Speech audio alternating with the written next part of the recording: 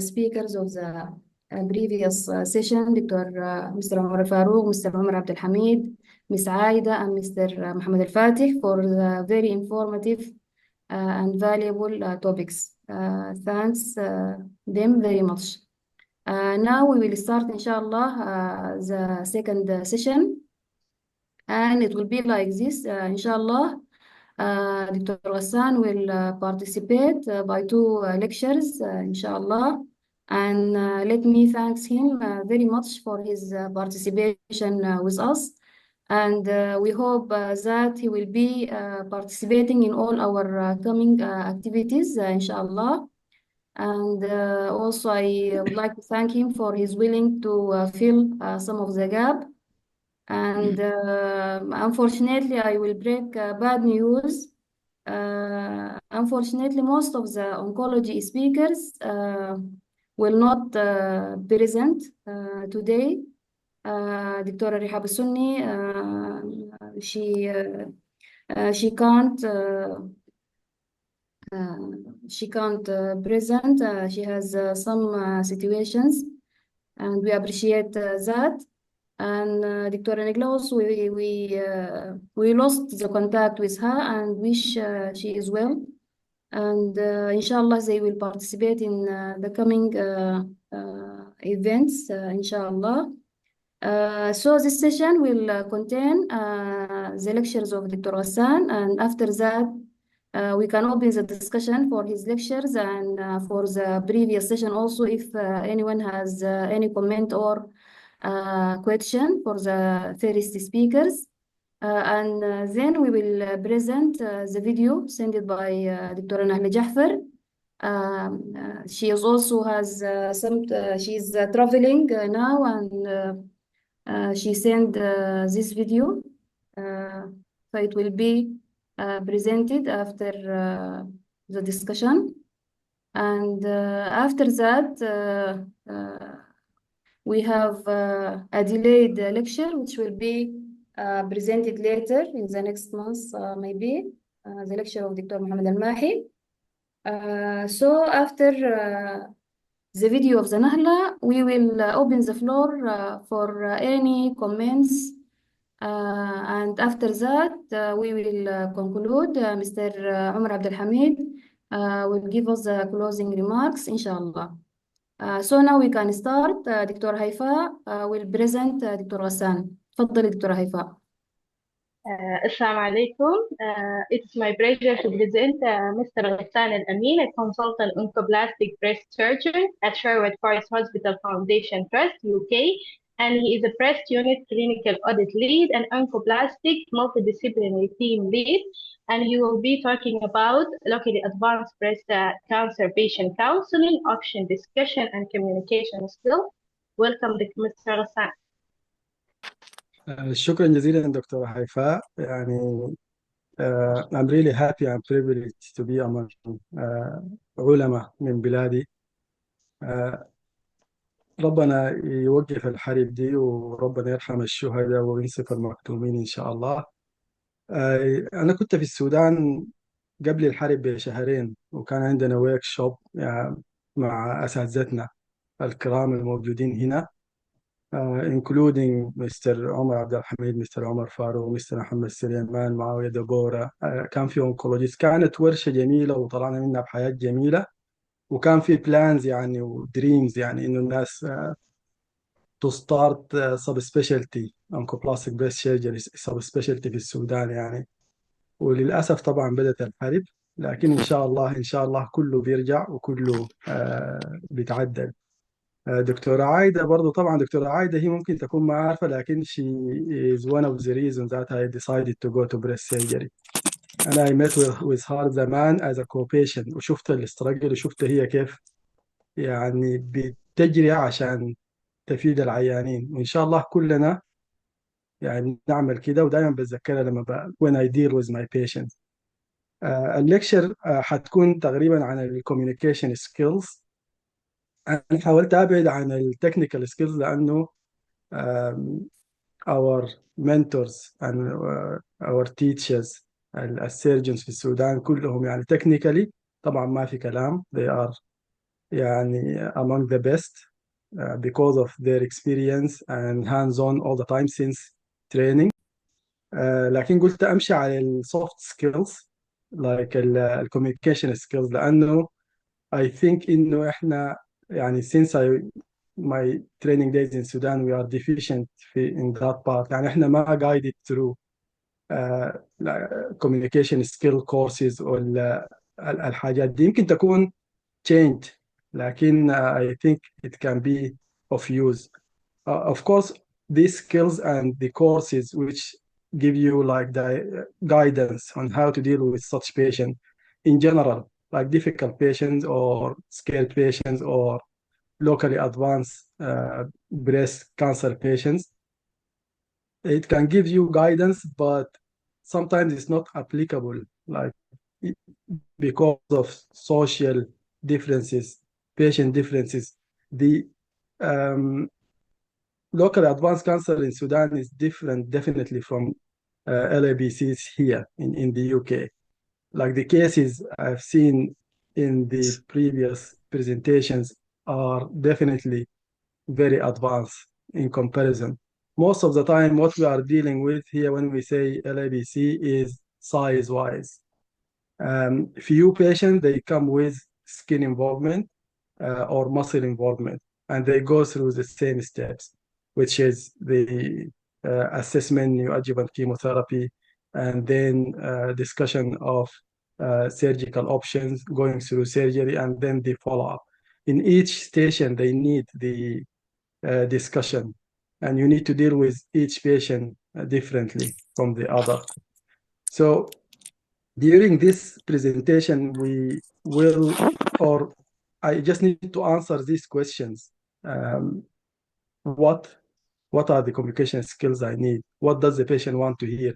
What should the surgeon say or the treating physician, not only the surgeon? And also why do we need to learn this communication skill? What's the benefit? And who should learn it? Is it the surgeon, radiologist? We have big team. Is it the oncologist, the nurses, the breast care nurses, psychologists? And then when do we use these skills? At which station? At which part of their journey? And at the end, how? How do we do it?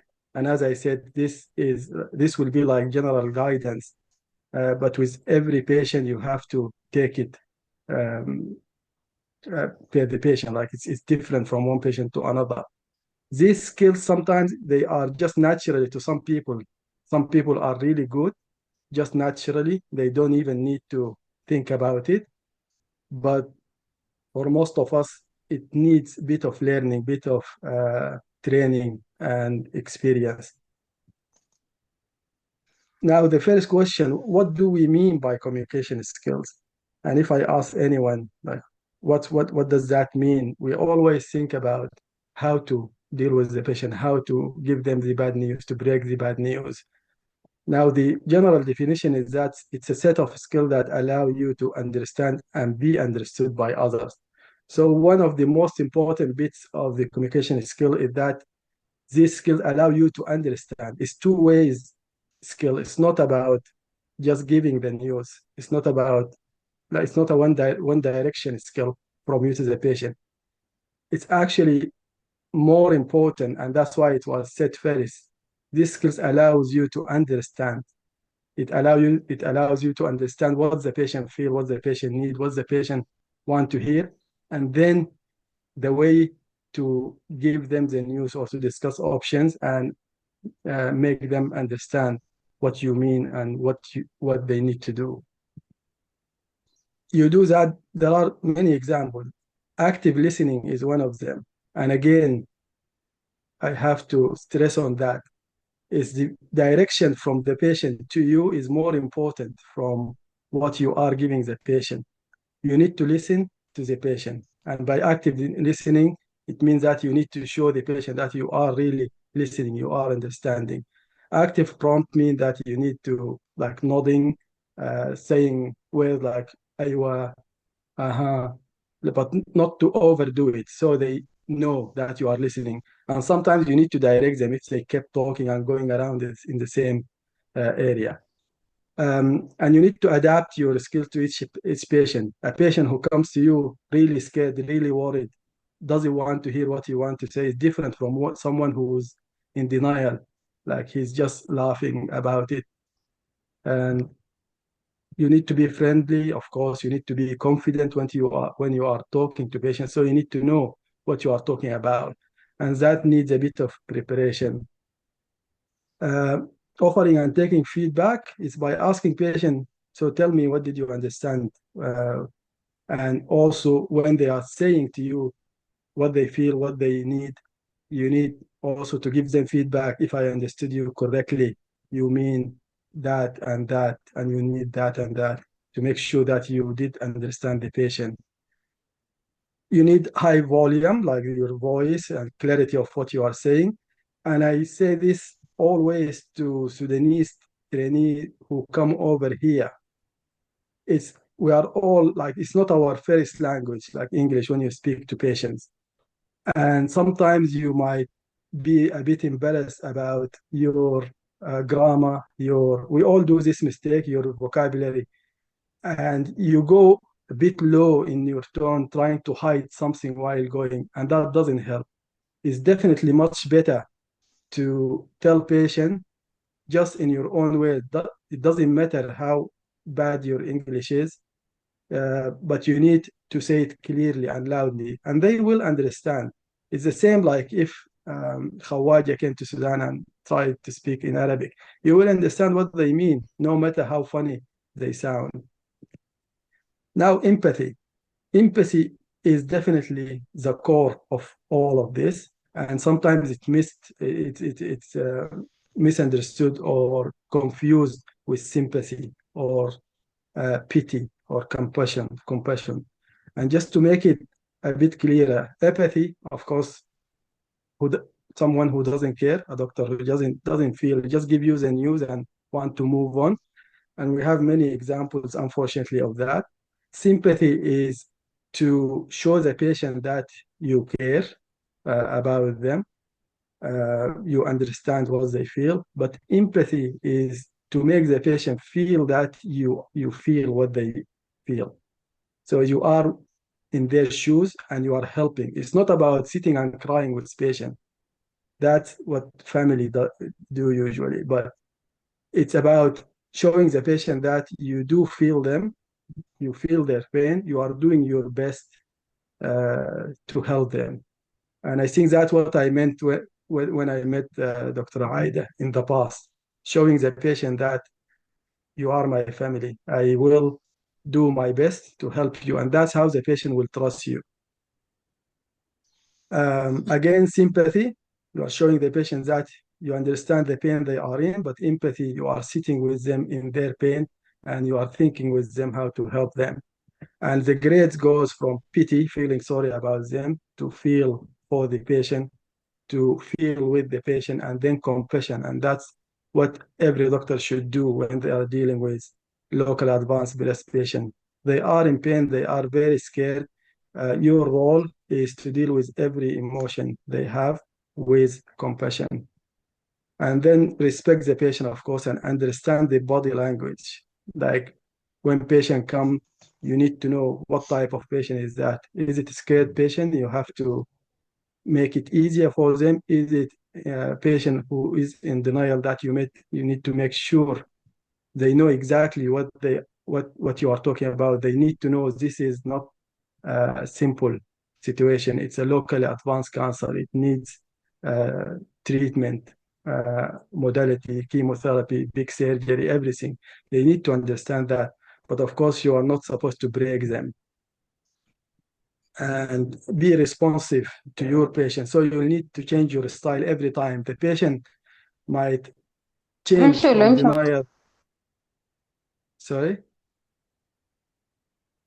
Can you hear Go me? ahead. Yes, we can hear you. Go ahead. Okay.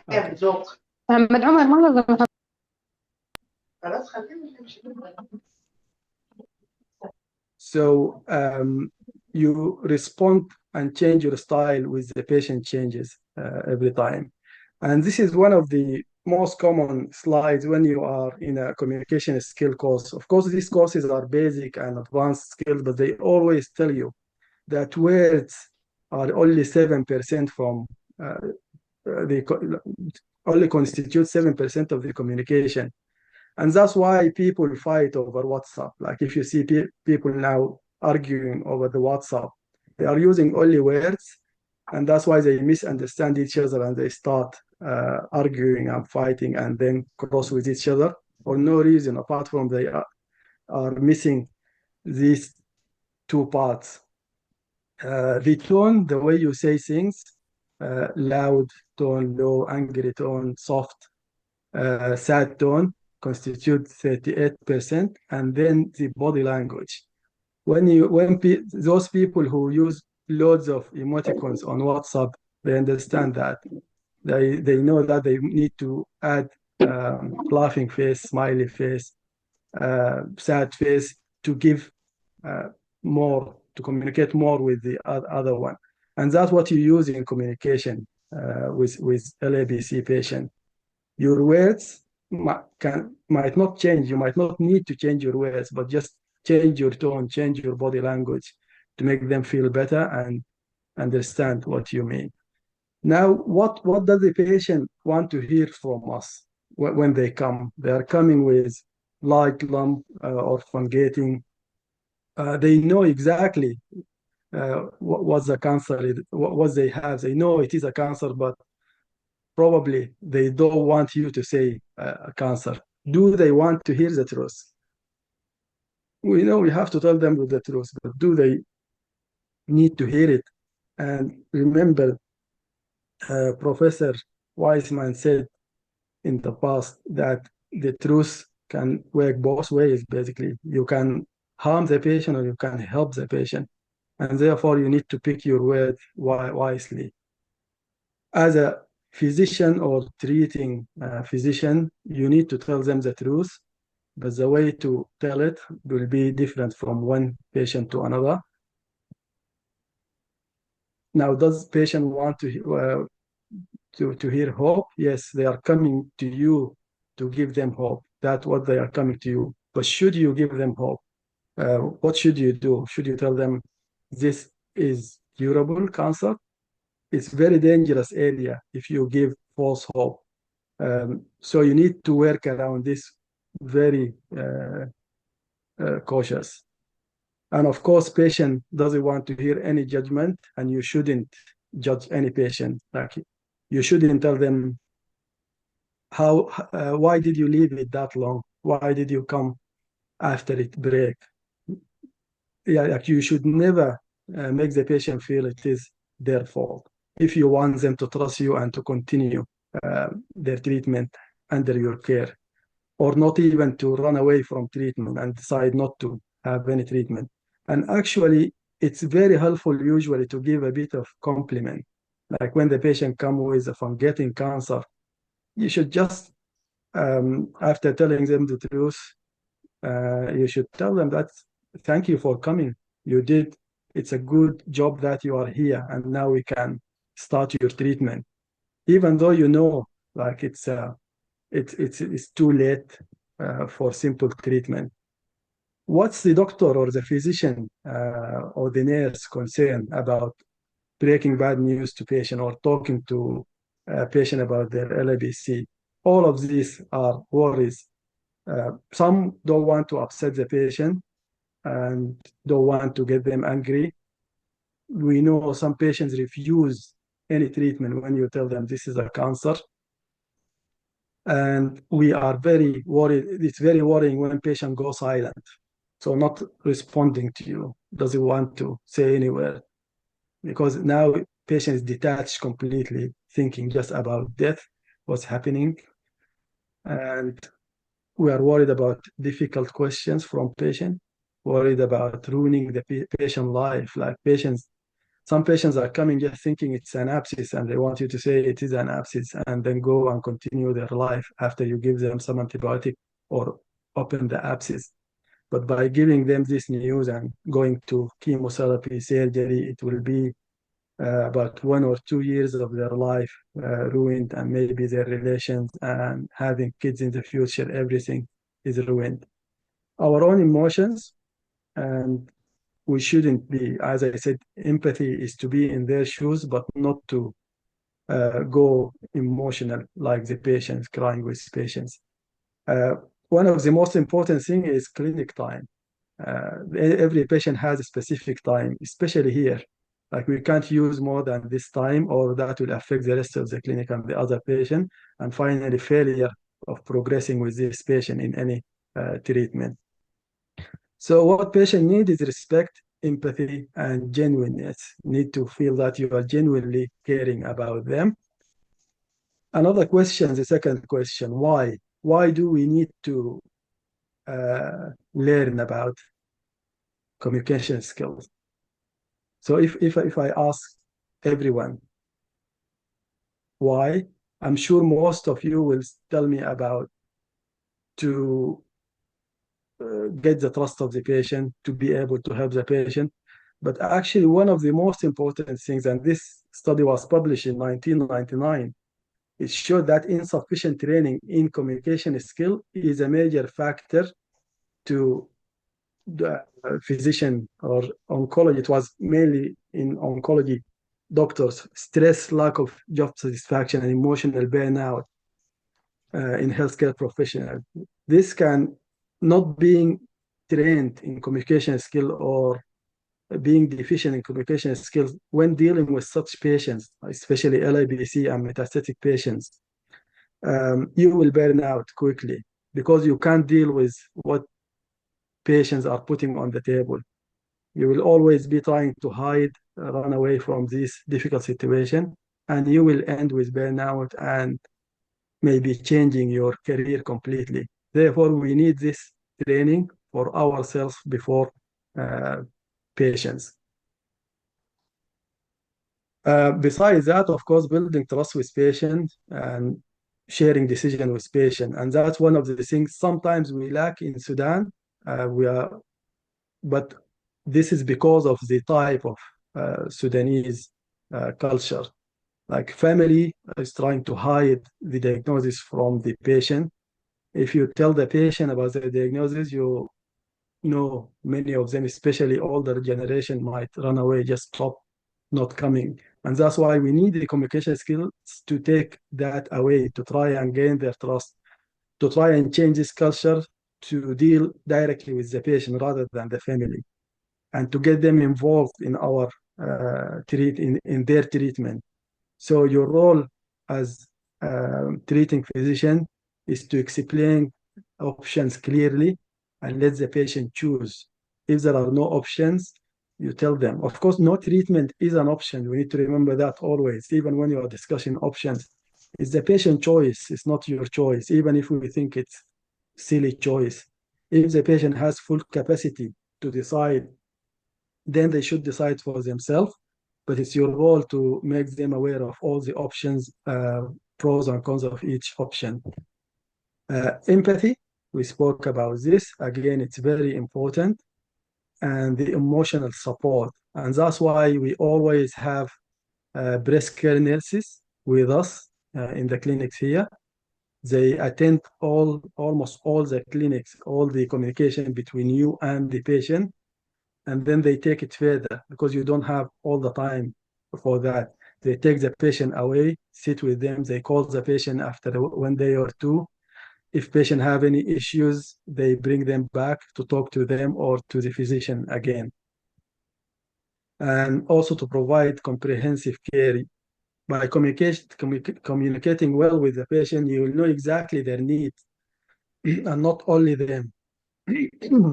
Sorry. When I talk about comprehensive care, I mean to have a holistic approach to patient. It's not only about the cancers that you are treating. You need to look at the whole person need and addressing his need beyond the treatment. So it's basically when you are talking about holistic, you need to stop concentrating on the cancer. You need to zoom out to see the full picture. You need to see what's around the patient, his situation, his family condition, his other comorbidities, his wishes, his beliefs, everything to be able to treat the patient. So the cancer is what we treat. We can discuss this with patient. We can explain exactly what we need to do here, but also we need to look at the whole body. And that's especially for the the oncologists when they are discussing chemotherapy, the effect on their body. We need to talk to see what's in their mind, what they are thinking of. Do they need psychology support, emotional support? We provide all that. And then their family. Do we need to have genetic testing for the patient, for the family? Do they need any help to cope with this? Then the question of who should gain these skills, communication skills, and provide it to patient. Which one of the team? Remember, there is a big team. Surgeons, radiologists, histopathologists, oncologists, medical and clinical, breast care nurses, psychologists, tissue viability nurses. Who should learn about this? Who does communicate with patient? And the answer is all of them, all of them. Some of the team members might think they can hide away. Our radiology colleagues, they do their imaging, they report, they do the biopsy. There is communication here, and they might think it's only about taking them through the procedure, the biopsy, or answering their question. If patient started to ask, what do you think? Do you think it's a cancer? What happened next? And they can dodge this question easily by saying, your treating physician will treat you. No, unfortunately, you will be exposed to a difficult patient. I'm not sure if that does happen in Sudan, but it does happen here when, say, there is a missed cancer and the patient wants to know how was it missed in the previous screening mammogram. We do bring our radiology colleague to the discussion because patient will start asking questions and we need to explain things, showing the images, and you need the communication skills here. Also, our histopathology colleagues, they think they are hiding in their lab. But no, I remember before starting in Sherwood Hospital, there was a big problem happened with the tumor markers, ER, PR, HER2. About 3,000 patients through, I think, 3 or 4 years had their cancer treated, and there was a reagent issue. So positive ER was given negative, negative PR was given positive, and to all these patients were recalled and explained the situation. Some of them accepted, especially if you were ER positive taking the medication, you did miss your chemotherapy and all that. And our oncology colleagues were called to tell them about what happened now, what do they need to do, what did they miss. But also our histopathology colleagues were called to the discussion to explain to some difficult patient why did it happen and how would it prevent it from happening in the future. All what I meant to say is everyone need to gain communication skill. So when do we talk to patient? Remember, the journey starts from the triple assessment, then the result clinic, then treatment option discussion, and consenting to treatment. At the first step in the treatment, in the triple assessment, it is surgeon and radiologist who meet the patient. And always patient here, yeah, some of them might ask the tough question of what do you think? Do you think it's a cancer? The general rule in the triple assessment clinic is that you don't volunteer if the patient did not ask. So if patient came with a lump, it's a big lump, you examine them, you know this is a cancer. If patient did not ask, even though they look scared, you shouldn't give them or volunteer with any answer, like telling them, I think this is a cancer, whether you are the surgeon or the radiologist. However, if patient started asking, what do you think, doctor? Again, you are not giving a clear answer, but you are telling them it looks suspicious, but we need to do more tests. We need to have the final results, whether you are the surgeon or the radiologist. But we can't give any 100% sure answer. Like if the radiologist looked there and it looked like a big cyst, but there is a thick wall, and you did aspirate some fluid and still there is remaining thickened wall or tissue there, and you needed to take a biopsy. So you shouldn't tell the patient it should be fine. You need to tell them, just we need to have more tests and to get the results. Some patient will insist, no, it's a cancer, isn't it? You can then you have to go through like what you think your BRAD, like just basically it's probably cancer or probably malignant, but still you need to tell them that it's I can't give you 100% answer. It's still not clear. The result clinic is the main area where you break bad news, and it's between the surgeon usually here and the breast care nurses. Treatment option discussion, again, surgeon and breast care nurses and oncologists. I'm not sure what does happen in Sudan, but here they all of them come back to the surgeon first with the breast care nurses, and after that, when they are referred to the oncologist, again, the breast care nurse will be with the oncologist to discuss the options. Consent to treatment, it involves everyone, from the treating physician, surgeon, oncologist, radiologist, and of course the breast care nurses. Now, the most important question is, how do we break the bad news? Breaking bad news, again, and what I'm talking here is our experience, my experience. And of course, I'm not saying at all I'm good at this or better at this, but I'm just showing what did work for me over the year. For everyone else, it can be different situation, different patients, and they might need to deal with them differently. But generally, the setting of this, definitely you need a private location to keep the confidentiality and quiet discussion.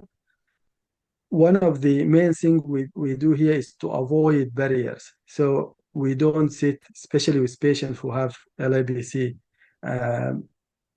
we don't sit behind our desk. We always come to the side of the patient, so there is no barrier between me, the patient, and the family. That makes them feel more understood, and also that they are involved in the treatment decision. Of course, turn off, mute any device, and ensure enough time is there.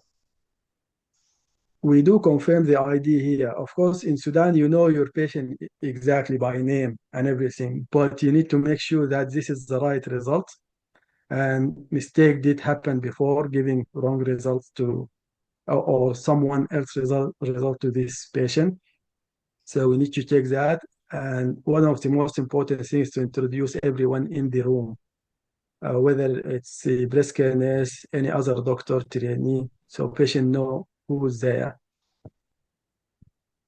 And this is one of the most important parts. And I learned this late, unfortunately. It's always better to check their knowledge and level of understanding, because you want to know, does this patient know it's a cancer? Has someone else spoken to them? Like, because in the triple assessment, you are sending them for the mammogram and the biopsy. Maybe they had a little chat with the radiologist. Maybe the radiologist told them, maybe they questioned the radiologist and they told them already this is definitely a cancer or likely to be a cancer. So asking them, like, but when you ask them, of course, you are telling them, I know a lot about you. I know I've gone through your notes, or we met before, but it will be helpful if you tell me, what do you understand so far? And patient might start telling you everything. You might not need to go through any difficult areas. They'll tell you, I know this is a big cancer. My mother had the same, or my sister, and she had chemotherapy before and she lost her breast, and unfortunately she had metastasis. So it will give you an idea where to start. You can immediately say, yes, it is a cancer. And yes, we will send you for chemotherapy. But that's the thing that will help you a lot in your discussion. Warning shot and pause. Now this is one of the advices of the advanced communication skill courses, but it doesn't work in every patient. Again, now I've seen Dr. Wishah when she started the introduction here. She said, unfortunately, I'm giving bad news. This is a warning shot. So everyone is paying attention what's happening here. And that's what you do for some patients. You need to give them warning shot. But in my practice, if the patient is coming really scared, really worried, like they come shaking, I don't give warning shot. I just tell them after all the introduction, everything, because they want to hear you. They are almost dying. They want to hear what you want to say. They already know there is something wrong. So I just tell them directly, it is a cancer. But after that, I follow it directly with, but it is very treatable. And very treatable. We don't use the word curable at all. So we don't give hope. It is treatable, and you did well by coming at this stage. And that's it. Most of them will break, so you give them their time to break and to tell you what they feel. And this is being silent for a while sometimes is good. You don't need to break that, or you don't need to keep talking about treatment when they are not ready. You need to let them take it in, express their feeling. Some of the warning shots is, I'm sorry to tell you, this is a quick one, and you can use it for someone who's really worried. Or unfortunately, I have some bad news to tell you, or things are not going the direction we had hoped. So you are getting their attention, and this is important for those patients who think it's nothing. They come to you alone or with family. When a patient comes alone to the clinic, to our clinic here, I immediately understand this patient actually doesn't know that it's a cancer, because usually they will bring someone when they think it's a cancer. And then you need the warning shot. Tell them. Then you give the diagnosis, followed by realistic assurance. Even if they break down in tears, you shouldn't say, you will be fine. We can treat it all, like we can cure it. As I said, I'm not sure when we talk in Arabic, like Sudan, what can we tell? But there is huge difference here between treatable and curable, if there is a clear word.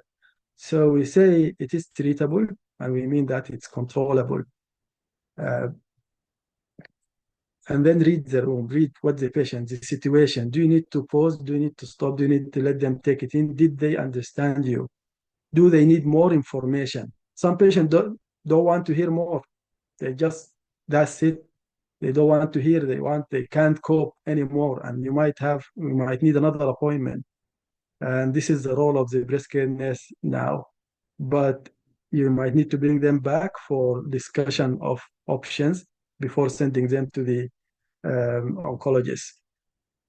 And respond to their main concern. It's understandable you want to go through the treatment option, everything. But some patients, they have concerns which are not, you don't think they are relevant to you, but they mean a lot to the patient. So some patient will ask you, will I lose my hair? That's their main concern. And you should respond to that before proceeding. You shouldn't ignore their main concern. Some of them will ask, what about my daughters? Do they need testing? Do they need to come? Again, you need to deviate a little bit, address their concern, and then come back to the plan. So give them the plan and give them a summary, and then check their understanding. Make sure they did understand. Most of the time, they'll get only about 10% of what you said. You don't need to go into too much details, because they will not get it at all. And then offer availability of the breast care nurse or yourself. How can they find you? Because they'll need more discussion. As I said, they will not remember much of what you told them, but they will, and that's why they need more explanation. We do send them letter with all the details, but again, they will need more explanation, and breast care nurses comes handy in this bit. So I will finish this by just two scenarios, and both of them happened in the last 2 weeks. And just when I was preparing for this session, I thought, why not include this? So I had a 42 years old female from Newark, and I said Newark because this is about 1 hour away from our hospital. We cover this area. So, and unfortunately, oncologists, they don't go there. So to get their treatment, they need to travel to our hospital. She does have spinal stenosis, and she is on a wheelchair. Even though she can move, she can walk a little bit, but she uses wheelchair, and diagnosed with 52 millimeter left breast cancer. It was positive for the ERPR and HER2. She did not know about the HER2 yet, so in her first attendance, given the results, and she was told that she will need to go for neoadjuvant chemotherapy because of the size of the cancer. It's considered as LABC. And she was told that we are still awaiting the HER2 results. But the patient contacted our breast care nurse. She declined all treatments. She said she can't come to the hospital. She declined the CT, the neoadjuvant, the MRI breast, declined hospital appointments. She wanted only to be put on primary endocrine treatment. Like just she was told about the endocrine treatment, and she knew that some patients just go for primary endocrine treatment for life, and she wanted that, and she wanted any further discussion to be over the phone. She doesn't want to come to hospital. So I was given the notes in the result clinic the following weeks because we needed to tell her about HER2, but this was supposed to be over the phone. The breast care nurse was with me, so followed same steps. We called her, I put her on the speaker, introduced myself and the breast care nurse, and I asked the question, what do you understand so far? Again, I know much about you, but it will be helpful if you tell me your understanding. And she said immediately, I have got live cancer, and because it's positive for the hormone receptor, I can use the tablets. I don't want to come to hospital. I don't want any other treatment. And I'm just happy to go with tablets. Her tone was a bit aggressive, like this kind of patient of like challenging things and just doesn't want to do what or to be told what to do.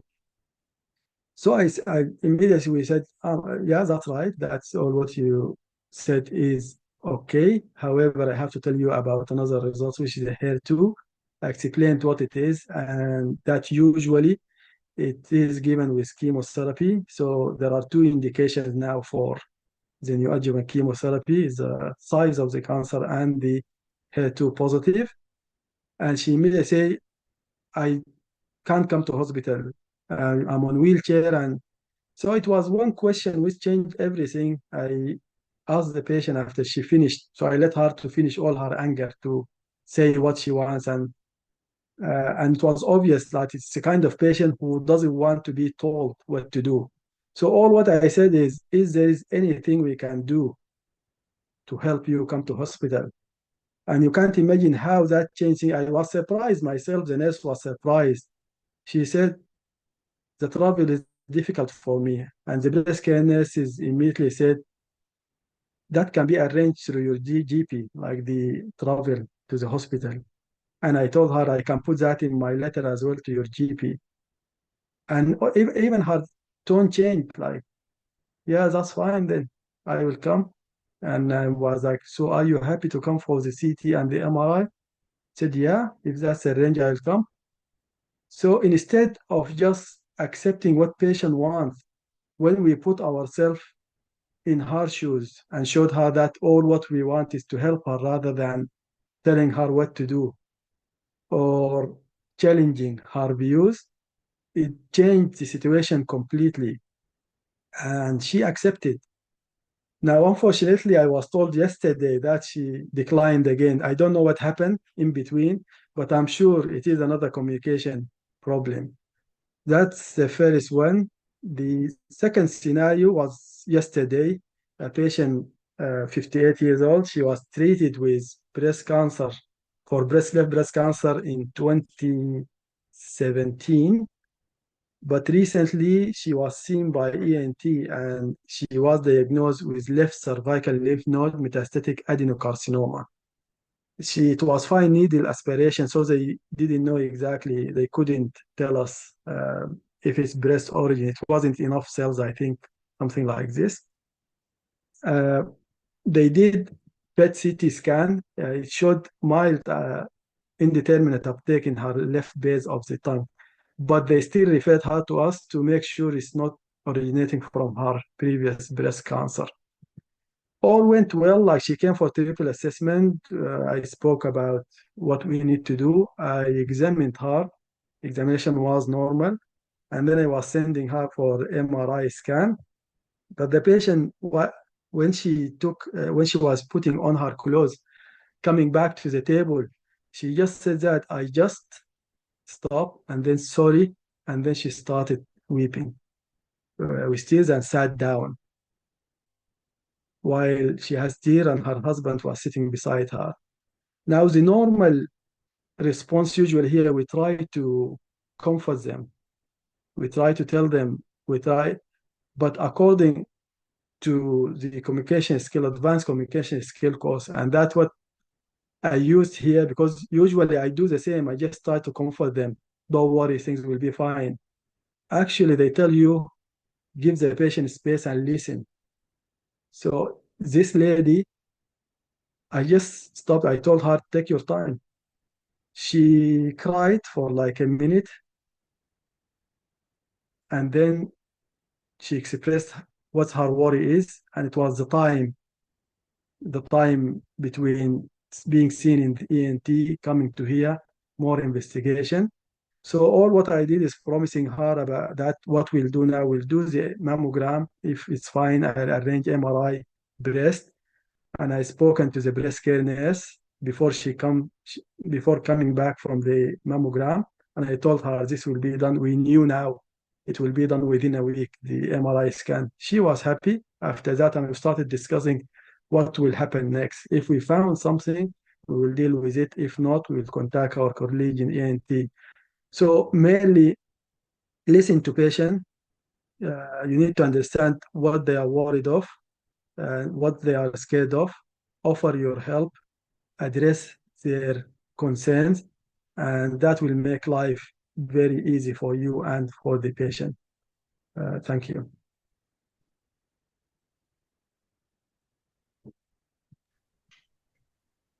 Thank you very much. It was a very insightful presentation. Haifa, are you here?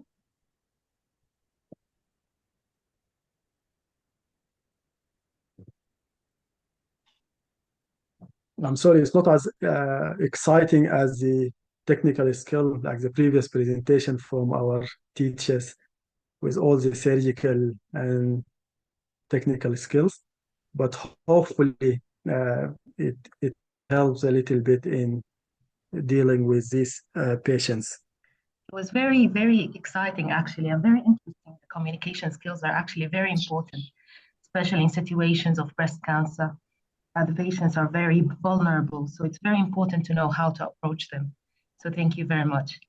Welcome, Haifa. Thank you, Mr. Ghassan, for sharing your expertise and valuable insight with us today, and we appreciate the knowledge and depth you brought to the discussion. It was a very informative session. Thank you a lot, Mr. Ghassan. Thank you. And the next topic is a small study about the perforated graft with Mr. Ghassan. Welcome again, Mr. Ghassan. I think there are two hands up. Are we taking questions now for this one or moving directly? We do have a discussion after your second presentation. After the second speech, Yes. we'll open the discussion, inshallah. That's fine. Okay, Sorry, can I just force it? I have to force it. Ghassan, thank you so much. Don't say it's not interesting. It's totally interesting and in its place. Thank you very much. We'll talk later. Thank you. Thanks a lot, Dr. Nadia.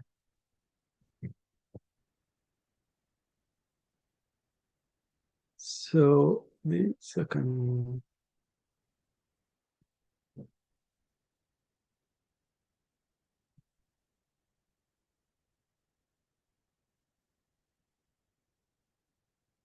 So thank you. The second one, I just modified it in the break, trying to adapt it to our theme and everything, because I am filling the gap.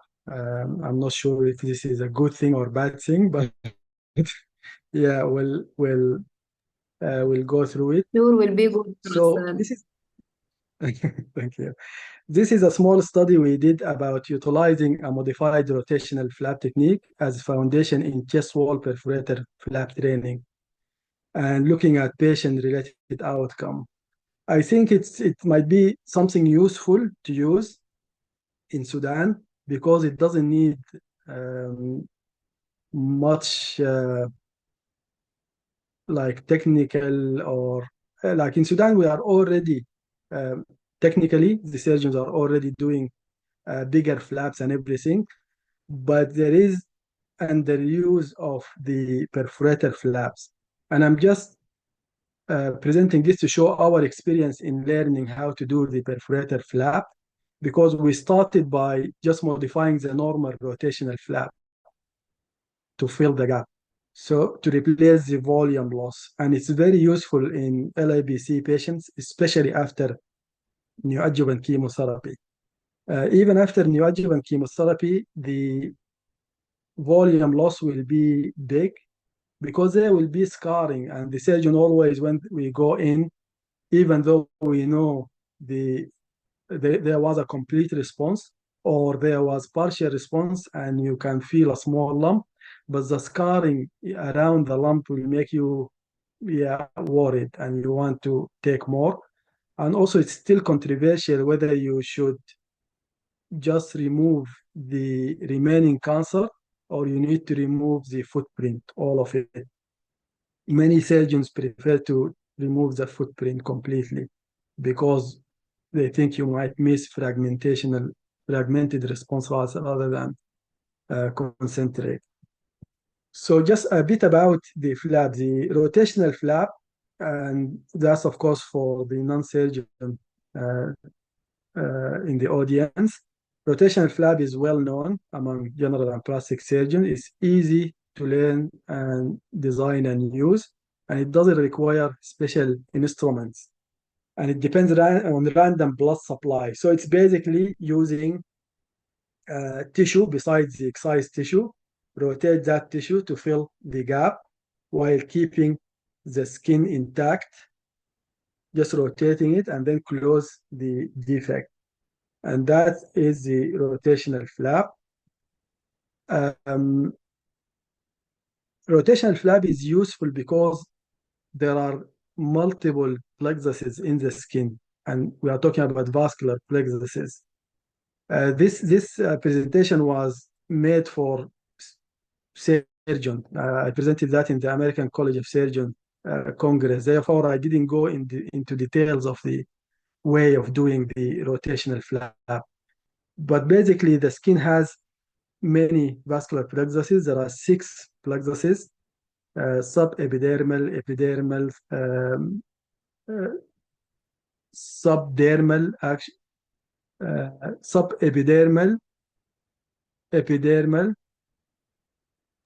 No, sorry, I think there is a mistake here. Mr. Ghassan, your This is slides are not moving. The same really, slide, first slide. is it? Let me stop sharing. It's telling me one participant can share at a time. Was there any? Because I can't even stop the. Just 1 second.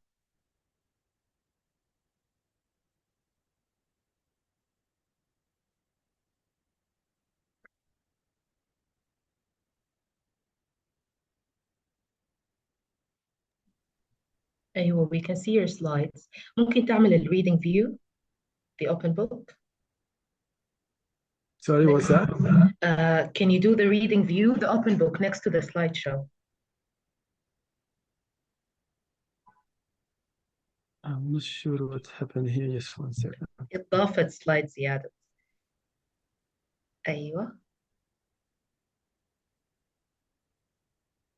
No, it's not doing the slideshow.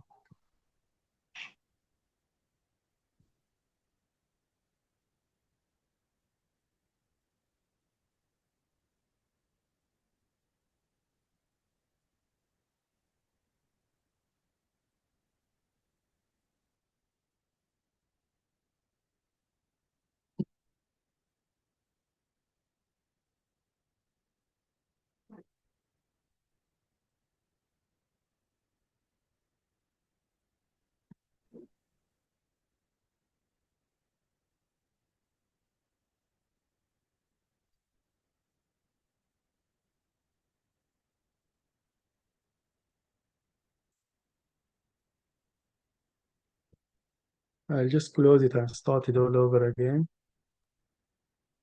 Okay. Yes, sorry about that. Give me 1 second.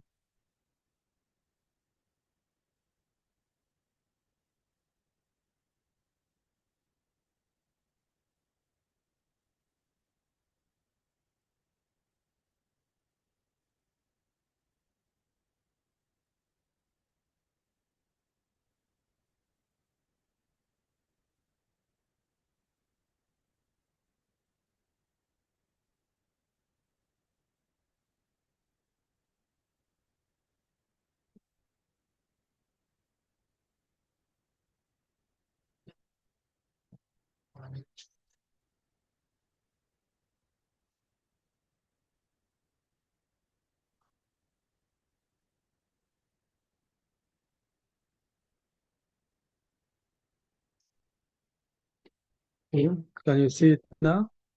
Yes. Yes, it's moving. Can you see my slides? Yes.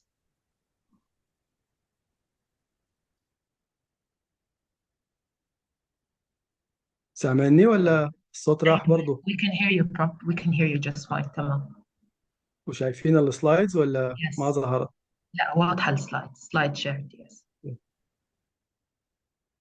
So yeah, what I was talking about here is the layers of the skin, which is epidermis, dermis, subcutaneous fats, fascia, and muscles. And then the vascular plexus is in the skin, which subepidermal plexus, epidermal plexus, subepidermal. There is a mistake here. This is my drawing, so I'm sorry about that. So it's subepidermal plexus, and then dermal plexus, subdermal plexus, subcutaneous, prefacial plexus, and subfacial plexus. I need to change that. But that means the thicker the flap, the better, because you will include more plexuses with you when you take a thicker flap. And that's what happened when we are using our modified rotational flap. You are taking a thick piece of the skin, keep it connected to in one area, and rotating that into the breast to fill the gap. Of course, we will remove the epidermis by doing de-epithelialization of and I'll show you that shortly. On the other hand, the perforator flap is using a single or multiple perforator vessels, specific vessels.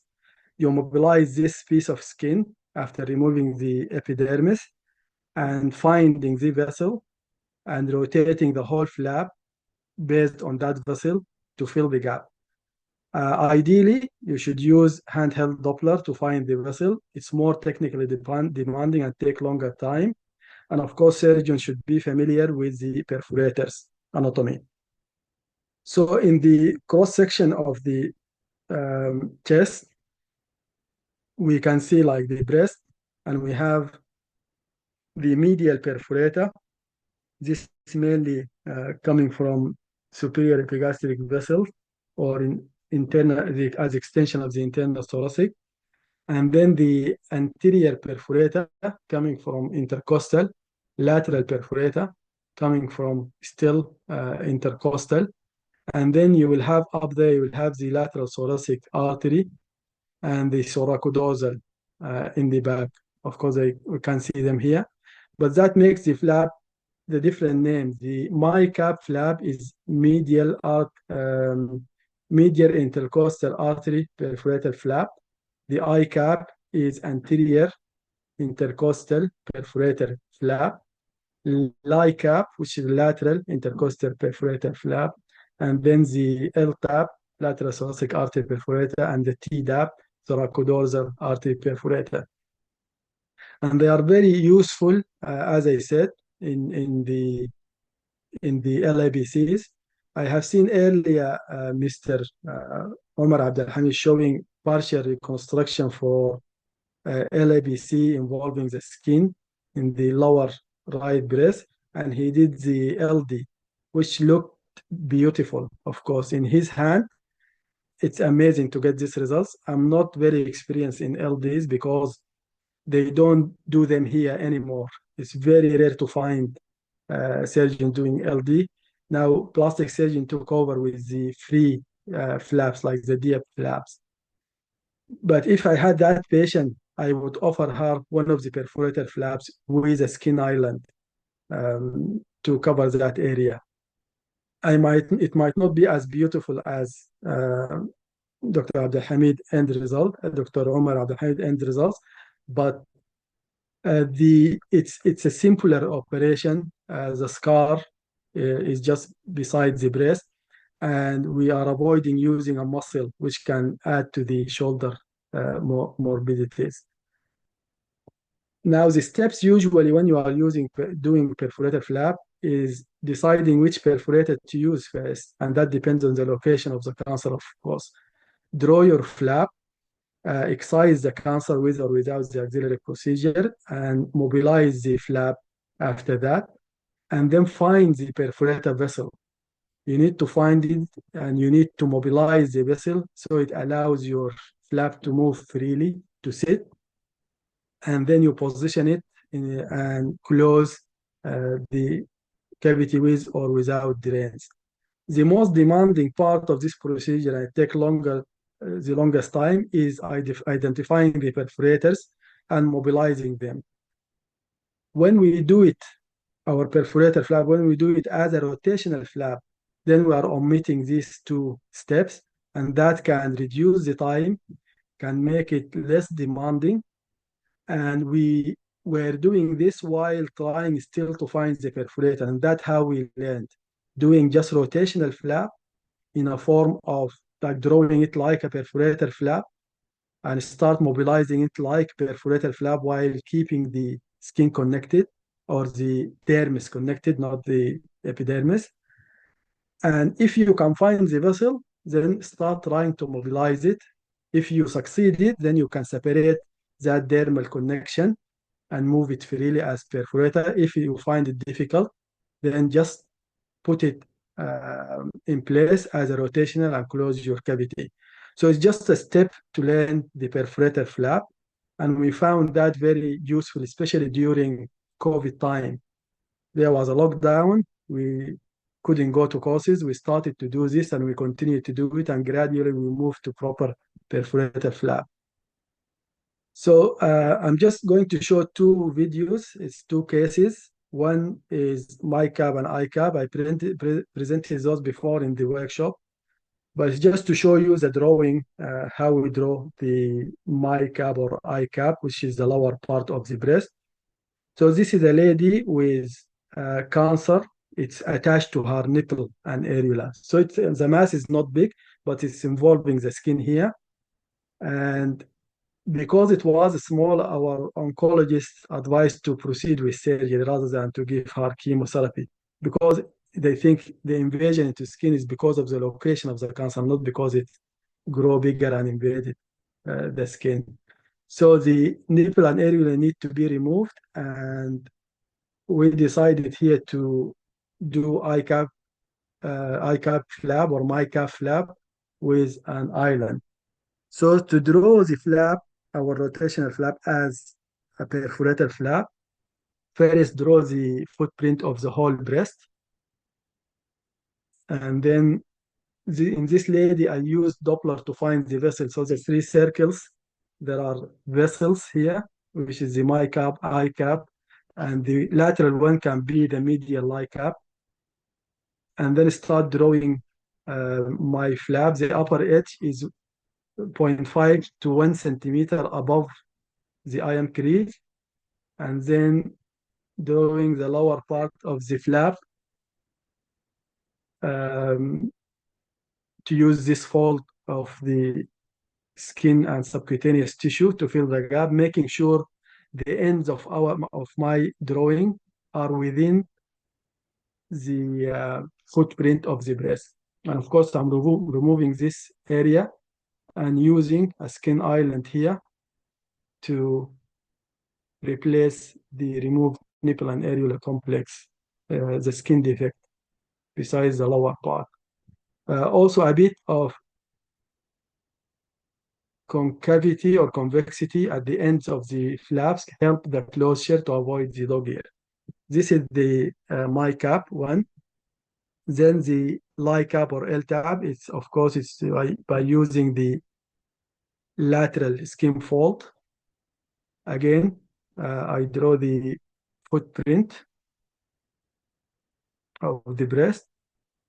And then at the edge, this is the cancer. This lady this was LAPC. She went for neoadjuvant chemotherapy, partial response, and we can still see the skin dimpling there. Now, using this fold of skin, again, drawing my flap, and of course, you can go all the way to the back. Some surgeon does the operation with patient lying on their lateral side, like lying on the right side, but I like to keep them on the back. Therefore, I go a bit shorter and thicker, especially if I have a laxity on the skin. So this is my flap here on the, and it's supposed to be L-tapped flap. And of course, in this case, I'm removing the remaining cancer with margins. So I'm expecting to do almost quadrantectomy, like removing all this area of the breast. I don't need to remove the skin here. There is dimpling, but it wasn't involving the skin. Now these patients, like A is LICAP. You can see the flap start at the IM crease here. And I used, in this case, the vessels of the lateral intercostal LICAPs. This is the one we just seen, and it is the L-tap, a bit higher, with the L-tap, the lateral thoracic coming down here. This one is an ICAP for this cancer. So I used this vessel and I folded both sides together and rolled it in to fill that gap. And this one is the one we just seen as well with the island, and which is the MyCap. Now here, I put this line to keep this dermis intact in this area. In this one, I could have kept the dermis here.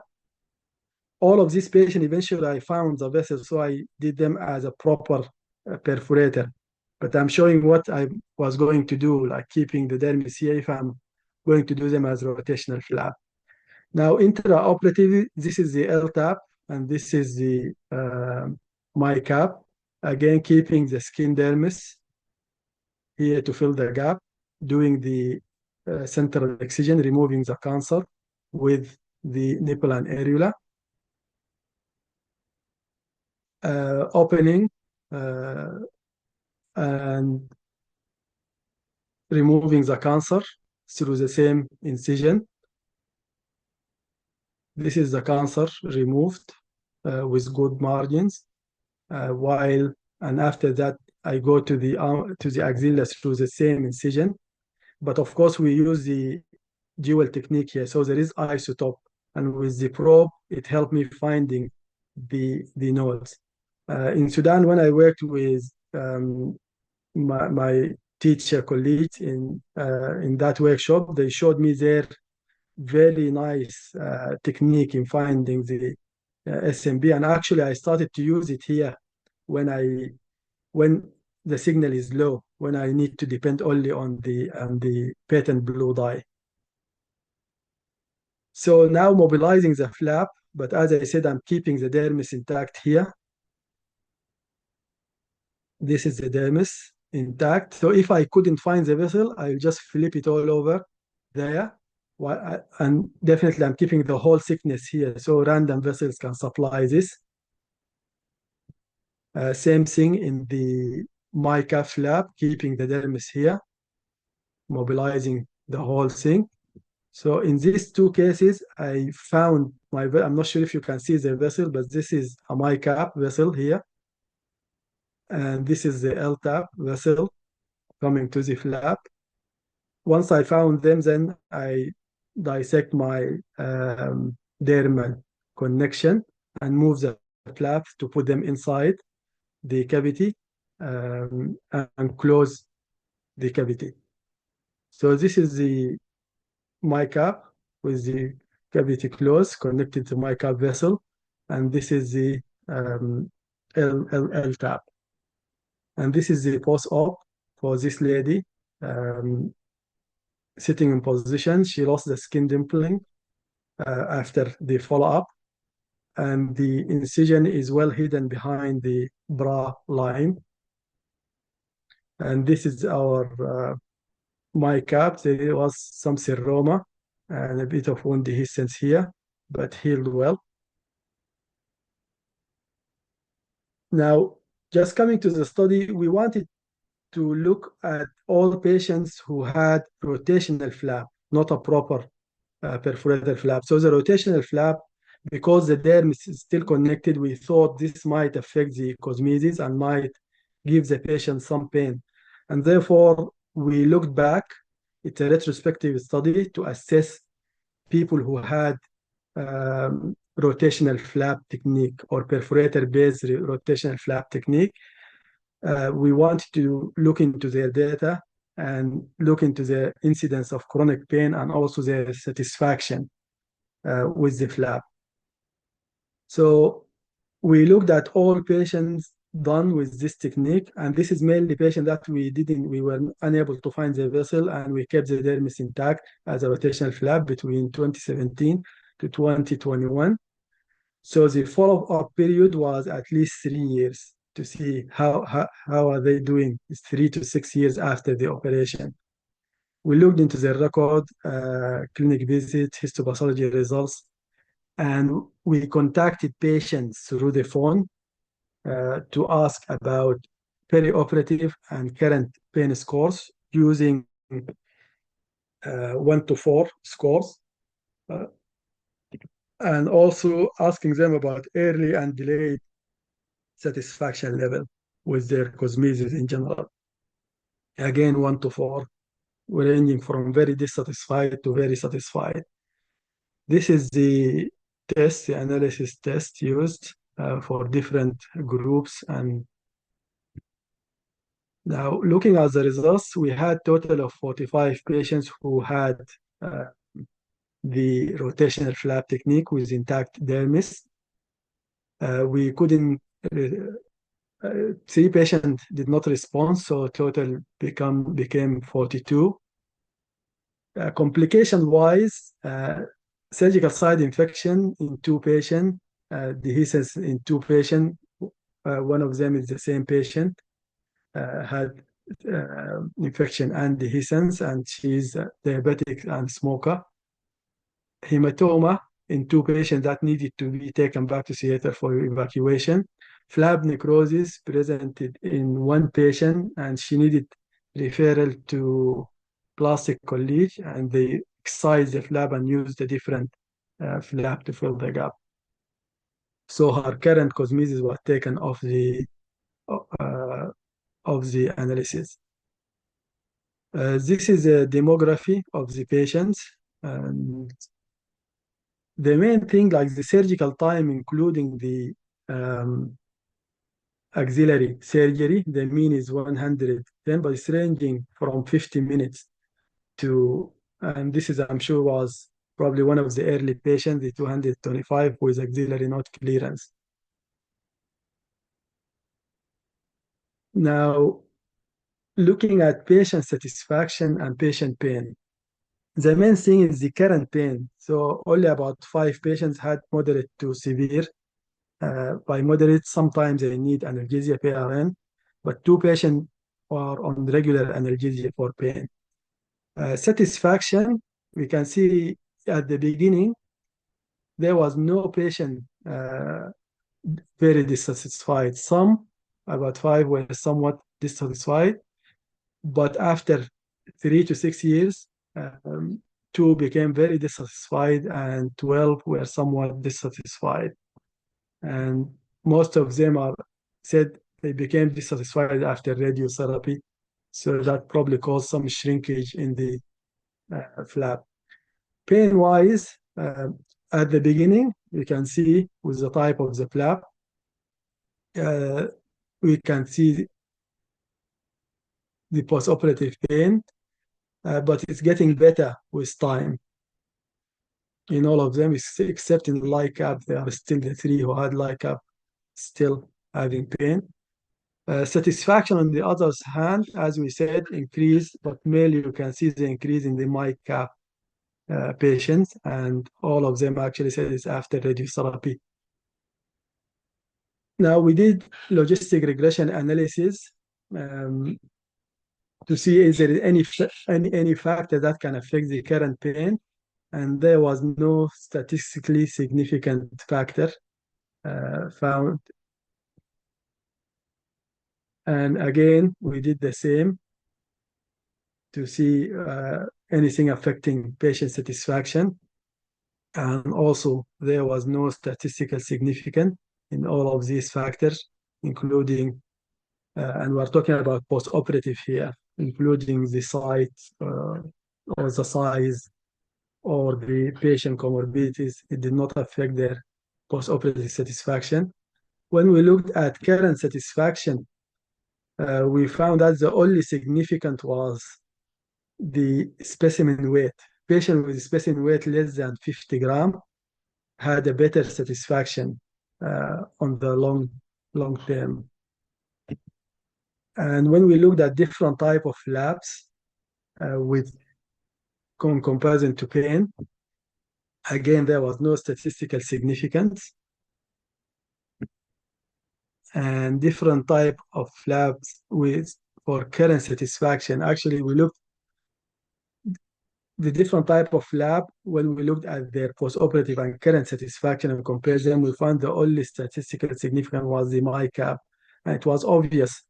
So many of the patients who underwent MICAP rotation and flap with intact dermis were dissatisfied after 3 to 6 years. And in conclusion for the study, we were able to recommend this technique, to use it to train and also to improve cosmesis in patients. However, patient selection is important, of course. In general, less comorbidities is usually better. And currently, any patient with 2 comorbidities, I consider neoadjuvant chemotherapy is a comorbidity. So for a diabetic patient, for smoker, I might think twice before doing this technique. Of course, for proper perforator flap, the results are usually, literature show that they are better in patients with comorbidity than mammoplasty. So if I have to choose between mammoplasty and perforator flap in a patient with comorbidities, I will select either simple procedure or perforator flap rather than mammoplasty. Sorry. Now, at the beginning, I would advise that you avoid patient with expected weight more than 50 grams. And we recommend to avoid also the MICAP one. It didn't do well in our case. and also try to choose patients with lesions closer to the IM crease or to the breast edge, whether it's the outer quadrant or lower quadrant, and avoid upper inner quadrants for this dermal intact rotational flap. Thank you. Thank you very much, Mr. Ghassan, for these very interesting lectures. I really found them very interesting, especially the first one. Really, it was very, very interesting about the communication skills and communication with patient. And before I open the floor, I have a comment. And you mentioned that the radiologist may face the situation of telling the patient about his diagnosis and so on. Yes, we face this in Sudan also, and almost all the patients ask you what I have, what it is it a cancer, is it anything else? And I really remember when we start to report mammography early on, and me and Dr. Reem, at that time, it was the first time to be exposed to such patients with breast diseases. And actually, every patient come very anxious and very worried. And from the start, before we did have the ultrasound, she asked us, please tell me, I know it is cancer, please tell me. I will be stable. Nothing will be happen. But just I want you to tell me the truth. It really was difficult at the start, but when building experience and seeing a lot of patients, we have to manage and to know how to contact them. But it is really a problem. It's really a problem for us. Yeah, So I think, as I said, it's a completely different type of patients in Sudan. I can understand yes, that. yes, But of for a course. patient who keeps asking and insisting, of course, there is no way not to tell them, yes, it is a cancer. I think it is a cancer. But at the same time, I think you need to tell them that they did well by coming. That's the main thing, is that it's good that you are here, and now we need to do more tests, and I'm sure treatment options will be discussed with you by the say your treating physician. But false hope is Yes, really yes. bad We if you always tell them used yes.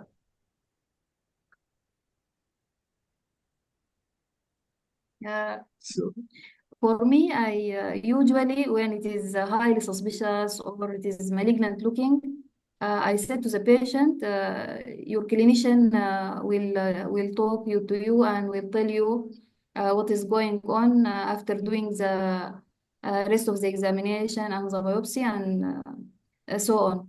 But if it is clear, it is normal, or it is a benign condition, from the start, I will reassure her and tell her this is just a benign condition, or it is has just a normal study. I think like this sometimes can fire back. That's the problem. Even though you think it looks benign, say you think it's fibroadenoma, but it comes like fibroepithelial lesion, and that eventually turn out to be phylloides. I think um, when they are worried, you can tell them it looks benign, but we need biopsy to make sure. Or you can tell them like most of these lumps come back as benign, but some of them might be cancers, therefore we need to do biopsy.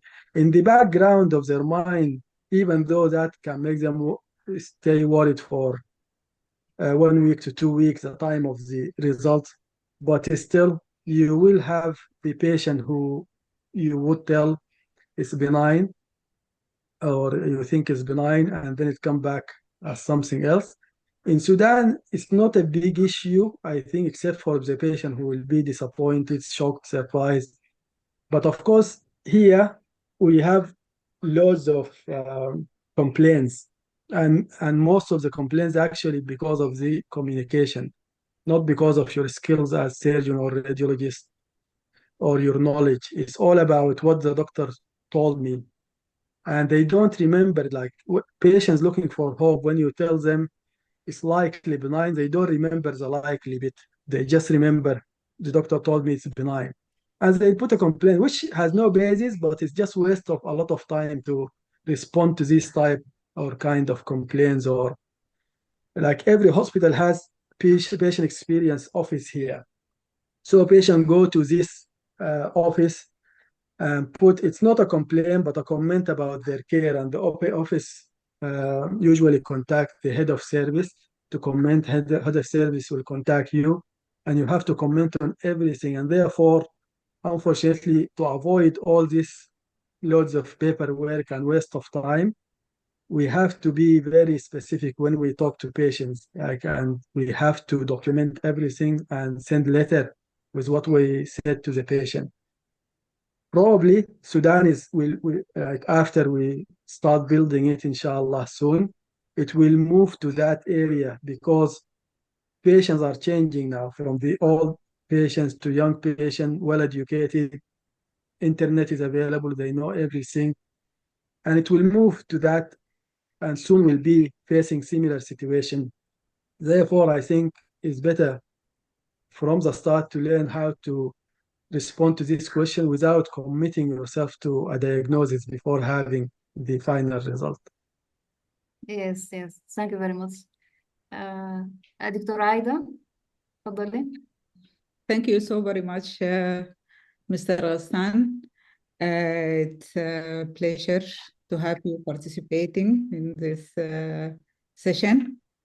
And I'm proud and glad to hear that I have gave you the intention to go in the breast surgery. For sure, you are very important addition to breast surgery services and condition. I hope in the future, when we build Sudan again, I can participate in the workshops you done in Sudan. Regarding as the talk about counseling, you have touched a very important, is a very important topic. And I do remember very well a patient who has been diagnosed, and she had all the investigation, and she came rushing to my clinic, and she asked me what I have, doctor. I told her, you have a breast lump, and it has been, what do you know? She told me, yes, I know it's cancer, but I'm not going to go back to that surgeon. So I told her, why you are not going back to that patient? Ethically, you have to go back for him because he has diagnosed you. And she told me, the doctor told me that you have a cancer. What can I have do for you? I have to do mastectomy for you. So I reassured her and told her, you have a very small breast lump, and it's a cancer, yes, and we can do local wide excision, or we can do mastectomy. And she answered, no, I am 60 years old, what I don't need my breast, you can do mastectomy. And the second patient, I remember that also she came from a very specialized center, and she told me that the doctor started telling her by, I'm sorry to tell you that. So wording is very important in addressing the patient. And as you said, empathy and not sympathy. It's very important to have empathy with the patient. And if you put the patient, if you put your place in the place of the patient, this will guide you what she or he would like to hear. Regarding your second presentation, it's very interesting, this rotational flap. And we used to use LD flap all the time because of the very large area. You have the types of patients which we face. So and sometimes we need to take the muscle with us to make sure that there is no invasion to the inferior margin. And as what one of the presenters mentioned, I don't remember, Omar Abdel Hamid or Omar Farouk, he said the inferior margin is always sometimes is involved by the tumor. I think Mr. Mohammed Al-Fatih. So we used to do the LD flap, and it has a good cosmetic result. But sometimes, as you said, the patient became complaining of pain or some other complaints. Very good study you have done. And I think we can start doing this local flaps, but as you said, it needs intraoperative Doppler and it needs loops. Hope things are going to improve and we can do all this in our country. Thank you so much, Mr. Ghassan. Thank you, Dr. Aida. As you said, like it's completely different in Sudan and outside Sudan. The patient you spoke about, the one who was offered mastectomy, it's not only about communication, but also I think the oncoplastic MDT is an important part. Like it's to set it up to have different surgeons like oncoplastic breast surgeon, plastic surgeons, radiologists, breast care nurses. After you reach the diagnosis, after patient finish their chemotherapy, to discuss options that can be offered to the patient, to have different mind to think and different skills to put on the table, and then offer the patient the option that can help everyone, because that surgeon who offered mastectomy, probably that's what he can do and that's what he can offer. But if he was part of oncoplastic MDT and he is aware that others can offer this option can be offered to the patient, and whoever is familiar with this option can meet with the patient and offer that option and discuss it with the patient. And regarding the rotational flap and perforator flap, as I said, the Doppler we use now when we are doing the perforator flap, but while we were using the rotational flaps, we did not use the Doppler. It was just we do rotational flap and try to find it, and then gradually we introduce the Doppler. I also don't use the loops, but many surgeons does. So it is an easy technique to learn, and I think we can exchange experiences. You are very experienced in LD. I need someone to teach me, and then I can show the way we do it. And hopefully we'll all go back to Sudan and share our experiences together, especially from you and the experienced surgeon. You are ahead of us by miles, and we will learn a lot from you. I think Dr. Muna would agree with me. Dr. Muna is very experienced oncoplastic surgeon here. She was with us in the workshop in Sudan as well. And we both learned and trying to give our experience there. She's raising her hand. I think she wants to Okay. say something. Welcome, Dr. Amina. Welcome, Dr. Amina. We are happy to having you with us. And you can unmute yourself and take the chance. I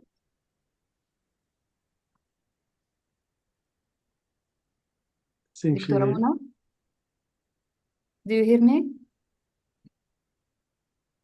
السلام عليكم. Hello, Assalamu alaikum. Can you hear me now? Alaikum salam. Yes, we hear you. Assalamu alaikum, everyone. Assalamu alaikum is Mona. Shukran, Ghassan. Shukran for introducing me. And it was lovely to see you again and my colleague. We have done the workshop in Khartoum's Dress Center. Thank you so much. Actually, I joined late, so I missed most of the first topic, the communication skill. So just I would like to comment on the communication skills. I would like to stress on the importance of communication skills for us in breast specialty, because we deal with a cancer patient. So we have to have a good skills to pass the bad news to our patients. And here in UK, they do a lot of advanced communication skills course. So any surgeon has to do these courses at some point of their training. It's very important, and I'm sure Ghassan has covered the way how to break bad news. So this is about communication skills. And about perforator flaps. Perforator flaps is a game changer in breast surgery. Yeah, after introduction of perforator flap reconstruction, and actually perforator flap, it came initially for a mini LD. So a bit of history. So we started off to do partial reconstruction with mini LD, and then after that we changed to perforator flap. And with perforator flaps, the indication of breast conserving surgery has increased massively. And the indication, of course, of mastectomy has decreased, because we can do it even in multifocal, in one center of unicenter and multifocal disease. And just I would like to commend Ghassan on technicality of performing perforating flap, because we do perforator flaps and we don't use intraoperative Doppler.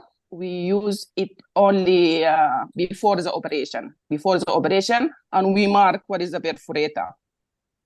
And we don't need, most of the time, we don't need to scrutinize the perforator, identify them and loop them. We don't need to do that. Whenever we got a good mobility of the flap and put it in the cavity, and then we don't need to do that. So I think it is very easy, as you said, to learn. And it is very important for us in Sudan to do the perforator flaps, because most of our patients, as is most likely is mentioned before I joined, they come with locally advanced and skin involvement. So if hopefully, if everything goes back to normal and we will go back to do our workshop, so we can teach everyone, and it is easy to learn.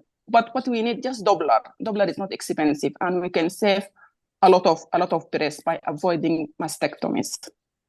Thank you so much for giving me this chance, and thank you, the organizer, and congratulate you for organizing this session. Thank you. Thank you, Dr. Mona. Thank you. We are happy to have you with us. Dr. Mohammed Al-Fatih. السلام عليكم. عليكم السلام. تفضل. Thank you very much, Mr. Ghassan. I really enjoyed much. Both were enjoyable, but the first talk was very much interesting for me. بعدين عكس يعني صورة كويسة عن السيرجون. هنا الناس دائما يفتكرونا ناس بس السيرجون هنا والمشرط جنبه طوال، يعني الناس تفكروا في السكين دائما عن the cutting. This is very good to address the patient concerns, the communication with the patient, her fears, answering the questions, and offering them the options. This is very, very crucial. I remember very much a patient who came to us in 2017. At that time, we haven't started yet doing the Sentinel, and she was axillary lymph node negative. We told her the options. It is always better to tell the patient all the available options. And I told her that there is the option for Sentinel, but unfortunately, we are not doing it this. She decided to travel outside, and she came back in 2022. They bring me the file, and I had written the note. The patient was given the options, including sentinel node biopsy outside Sudan, and she traveled for that. And when she came in 2022, she completed her treatment, and she was very happy that she had sentinel instead of the adherence. So it is very, very important to give the patient all the available options, including the options that you cannot do, because others can do. Thank you very much. It was a very interesting talk. The second was very nice. I think these types of labs are very suitable for our condition because we can do without Doppler. You have a very nice cosmetic result. I think that we need this very much. I hope in coming workshop we can learn from you more about these labs, and the junior surgeons also they can learn and to apply in our patients. Thank you very much. Thank you, Mr. Mohammed. Yeah, as I said, we can all learn from each other. And these labs, the rotational ones, when we started to do them, we didn't have the Doppler or the loops. So it was just the normal rotational flap by deepicellization, but we are just basing it where we think the vessel is. Sometimes we come across the vessel and then we try to do more mobilization. Sometimes we don't see it and we keep it as rotational flap. Therefore, it's better to choose cases first with cancer close to the edge to avoid the tension caused by that dermis pedicle. But now we do have the Doppler. We use it, as Muna said, pre-operatively to mark our vessel, our option, because we'll have multiple vessels, the LICAP, the LTAP, and then intra-op, we use it as well, Muna, sterile. And it's very helpful in shortening the time you find your vessel, especially if my cancer is like upper central breast. I want to mobilize it further, and that's why we need to deskeletonize the vessel and move it. And it can be moved freely, and you can even reach the upper inner quadrant in some cases. But that definitely need a Doppler to make sure the vessel is there and you don't injure the vessel. Okay. Any more questions or comments? Shah, can I talk? Yes, of course. Can I give comment? Thank you, Shah. Thank you a lot, Mr. Ghassan, for these amazing and interesting presentations. Really, I enjoyed very much, especially the first one of the communication skills. For me, in my practice, in case of benign appearing lesions, I used to tell the patient that it looked good, like a fibroadenoma, but we have to follow this lesion to make sure it doesn't change in the future. And this is when I'm sure that it is a probably benign lesions. But if there is any doubt, then I will tell her that we might need to take a biopsy. And in case of a highly suspicious cancer lesions, I don't use to tell her directly this is cancer really, but I try to prepare her for the breaking bad news from her physician by explaining to her that, yes, you have a big mass and this definitely need to be biopsied.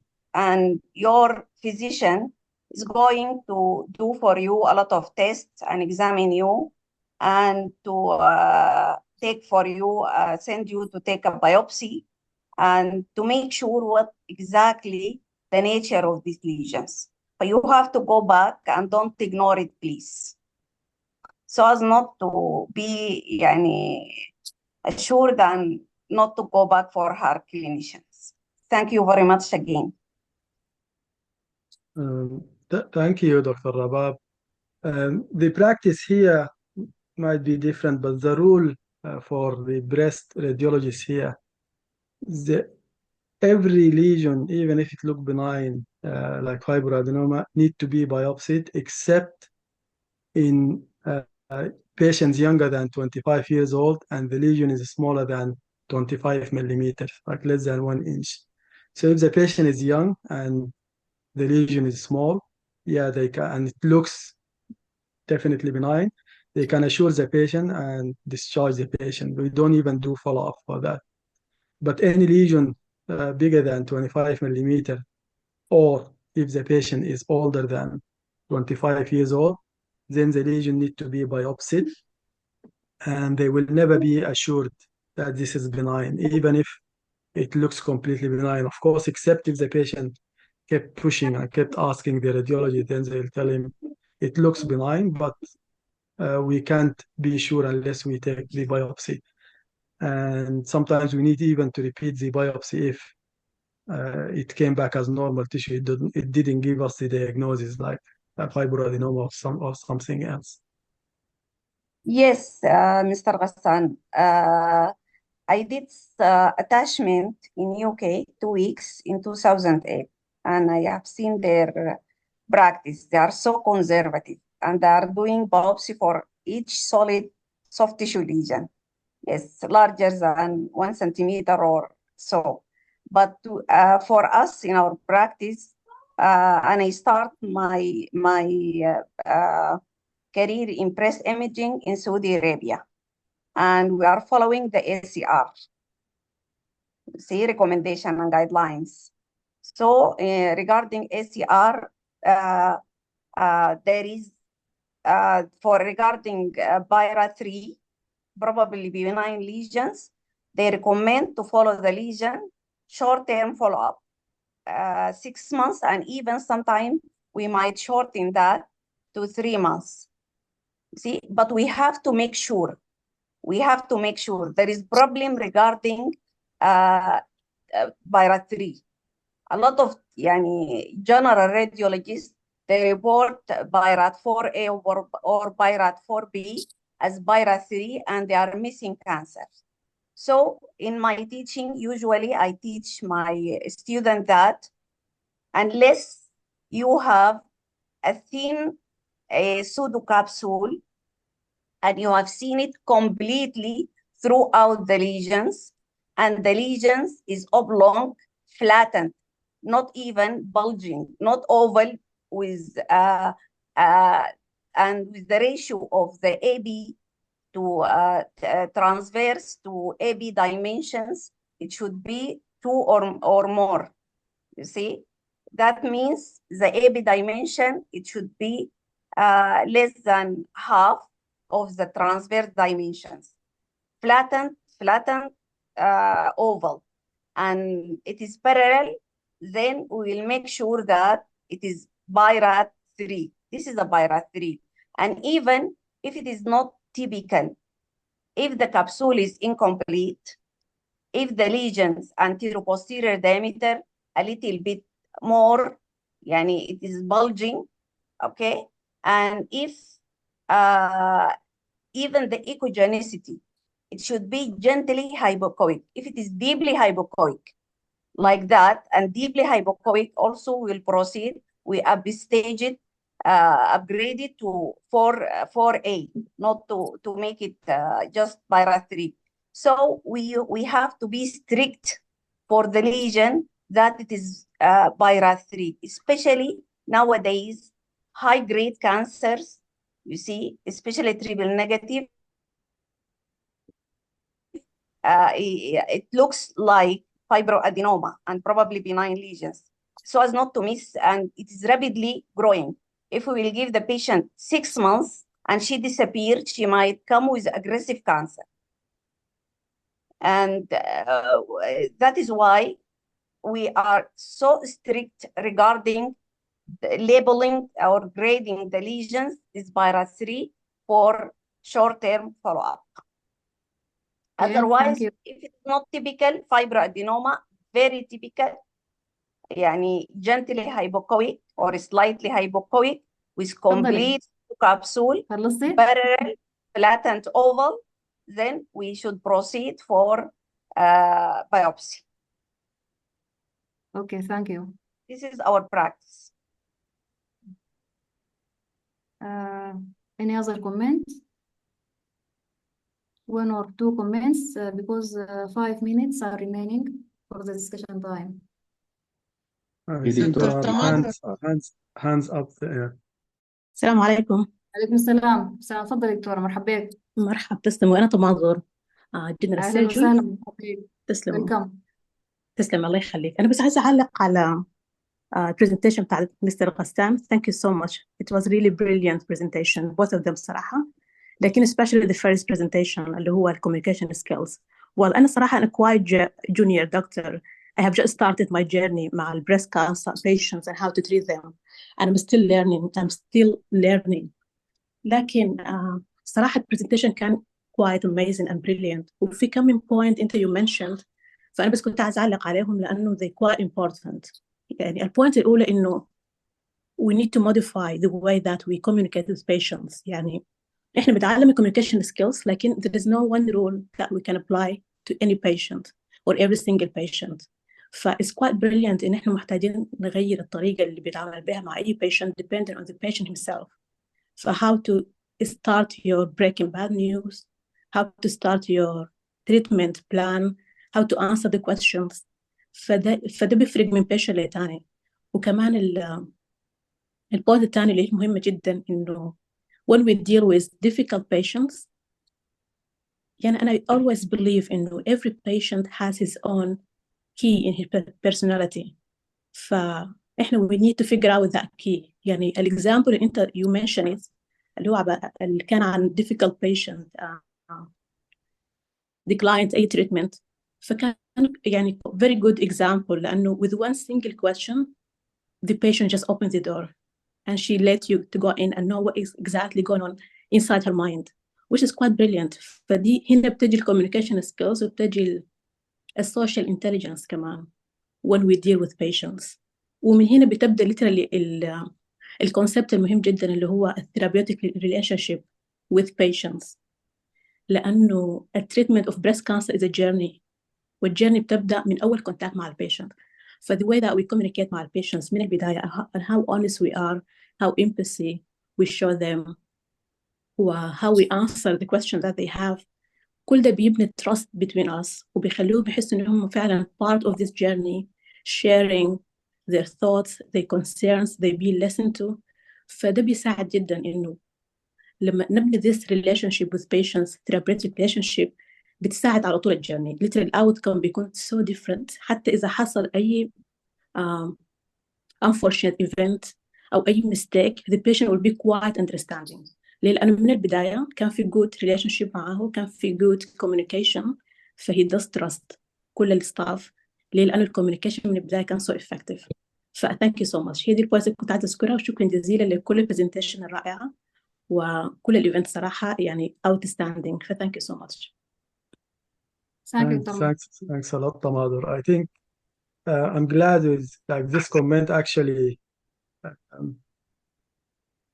is really excellent. Actually, I feel like I have gave my message and it's well received because what you mentioned is a summary of the whole presentation. Yes, patients are different, styles are different. You need to adapt. You need to listen to your patient. You need to have a good relation, and that's about it. It can be simple, but definitely for some people it needs a bit of learning and experience. Thanks a lot. Thanks, Dr. Salwa.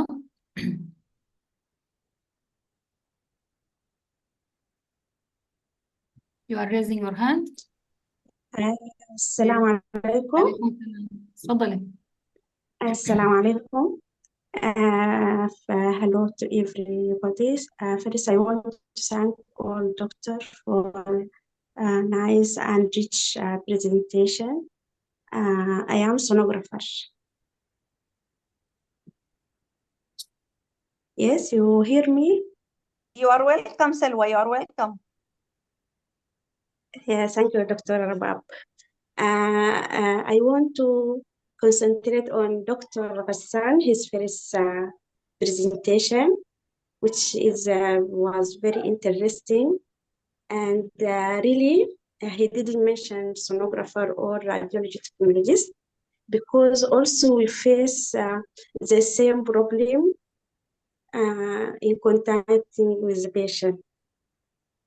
Exactly out Sudan.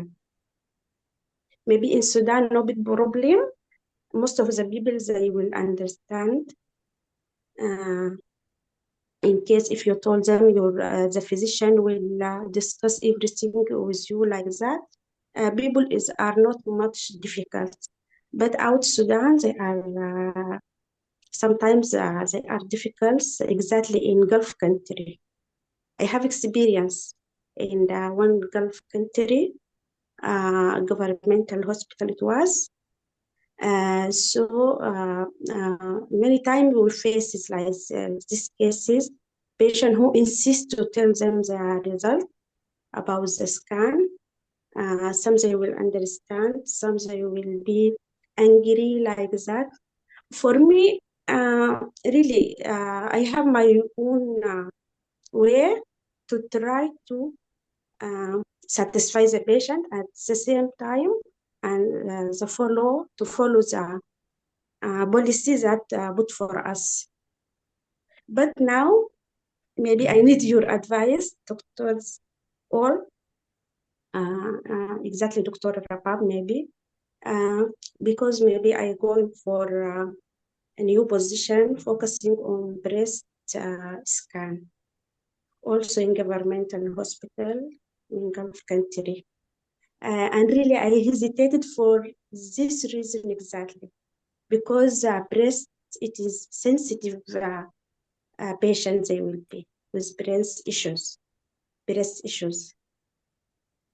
So really, sometimes I think not to go in this position and not to sign the contract like that. So what is your advice, doctor? And thank you so much.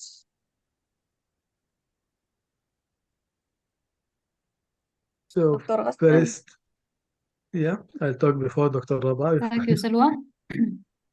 Thank you, Salwa, and I'm really sorry. معلش سامحيني, I didn't mention the radiographers, even though I think I included them with the radiologists, but we do have radiographers, consultant radiologists, and you are a very important part of the team for sure, because you do the scans as well independently. You are taking the biopsies, and when you become consultant radiographer, you are allowed also to have your report, because we double report here. So there should be 2 reporters for every mammogram scan and MRI scan. So you are important member of the team. Regarding the moving to a post for breast radiology, I think you shouldn't hesitate. I know patients are more demanding. It's a very sensitive area, but also it's very rewarding. You can't imagine how rewarding this job is. Patients, they come to you, you break them by giving bad news, but then you see them on the follow-up after that. They remember you. They remember the way you treated them when they were weak and in need. They will never forget you, not like other specialties. They depend completely on you when they come to their biopsy, their first visit, their mammogram, or if it was their screening mammogram. You meet with them, the way you talk to them, the way you are helping them, the way you are answering your question in a very considerate way. You are considering and addressing their issues. And after that, most radiographers, when they see patients the following year, say for their mammogram, they would remember you as the first one who gave them the impression that it can be a cancer, and how nice you were to them. So at the beginning, it can be a bit difficult for you, but honestly, the worst thing you do is to go with attitude of knowing it all. All of us, we don't know it all. All of us need to learn more. And whenever you face something that you don't know, you can tell the patient, leave it with me. I will ask about this. I'll come back to you. If the patient asks you a difficult question, but don't try to play like I know it all. That's the worst thing to do in any new position you go to. Dr. Rabab can comment as well. وتجيب لك نقطة هدية يا دكتور. كفيت You are ووفيت still يا دكتور غسان. there. توفيت ووفيت وما خلت لي حاجة أقولها إلا ممكن أحكي قصة. لكن قبل ما أحكي يعني سيناريو، قبل ما أحكي السيناريو we بس can move كل to our next presentation. Dr. Amina, you can proceed. Hello. سوري وشاح. طيب. First of all, I would like to thank again Dr. Ghassan for his invaluable insight into patient counseling, communication skills, and their impact on doctor-patient relationship, and how he also provided an interesting perspective via the study about the perforator flaps and the remarkable outcomes observed afterward.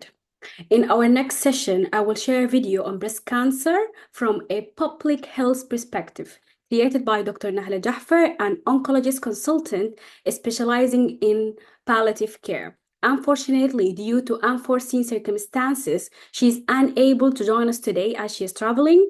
We wish her a safe journey. So I will share my screen so that we can start the video. Can you see my screen? Yes. Oncologist from Khartoum Oncology. And is the voice? Good afternoon, everybody. It's Yes, a pleasure we can to hear. be with you today, also not online at the same time. And I thank the organizers, especially Dr. Rabab, for this wonderful invitation and for the wonderful activities that they are doing in the Breast Awareness Month. So I'm Dr. Naha Dr. I'm oncologist from Khartoum Oncology Hospital, and I'm currently working at WHO as a consultancy for palliative care.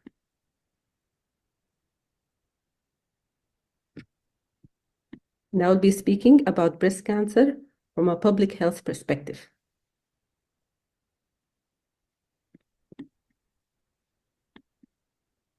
So 1 of every 5 people will get cancer.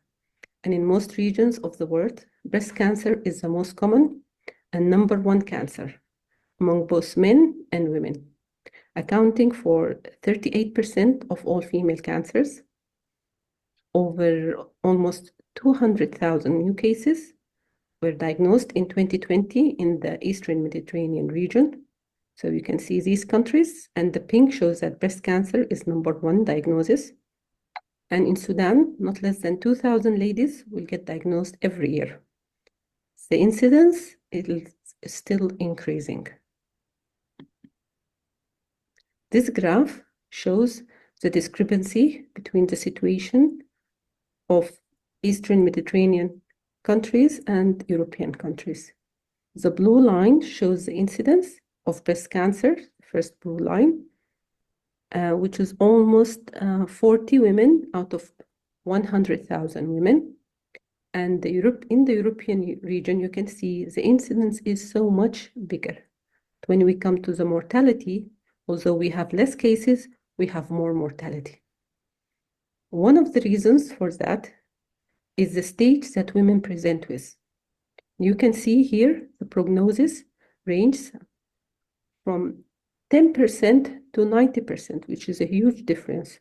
And the earlier the diagnosis and start of treatment, and the better the prognosis. In many Eastern Mediterranean countries, 50 to 60% of breast cancer are detected at advanced stage due to limited awareness, not only resources, but awareness. There are a lot of cultural barriers and stigma that often delay the diagnosis. There is a big role for changing these outcomes with awareness campaigns like the one we can see here. This is in Egypt, involving both the scientific community, as you are doing wonderfully, and the general public. There are risk factors for breast cancer. There are some risk factors that cannot be changed. #1 is being a female, and the age, getting older, makes you at higher risk. The genetics, the type of breast tissue, the ethnicity, these things we cannot change. But there are other factors that we can change. Maintaining a healthy weight reduces our risk of breast cancer. Being physically active reduces the risk of getting breast cancer, avoidance of alcohol, and avoidance of hormonal replacement therapy. Therefore, the message that we should be as healthcare professionals we can say, are three. Number one, there are things we can do to prevent cancer in general and breast cancer specifically. Number two, we can detect it early, and thus we have better chances for its cure and simplified interventions where be needed. And number three, we can offer palliation and symptom management that can help all ladies, whatever the stage of their disease.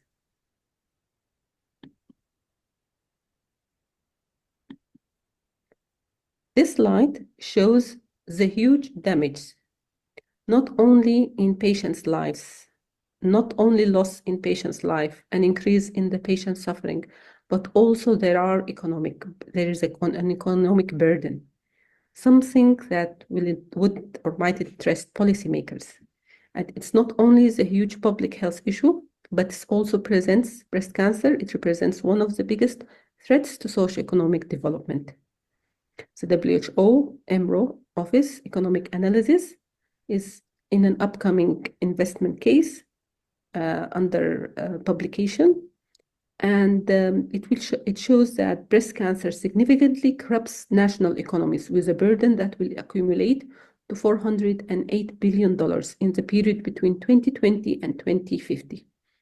This investment case also reveals that most governments are not fully aware of how much their economies are losing because of breast cancer. In fact, only 3%, this is the tip of the iceberg, 3% of the economic burden was due to direct health costs. This is what they can calculate. And almost 97% was due to productivity loss. As women with breast cancer die prematurely and they cannot fully contribute to the economic growth of their society.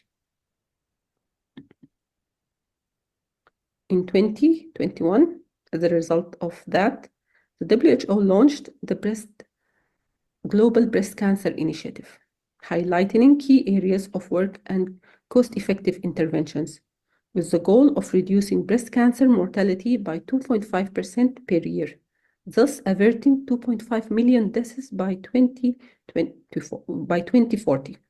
The most important factor driving breast cancer mortality is the stage at diagnosis.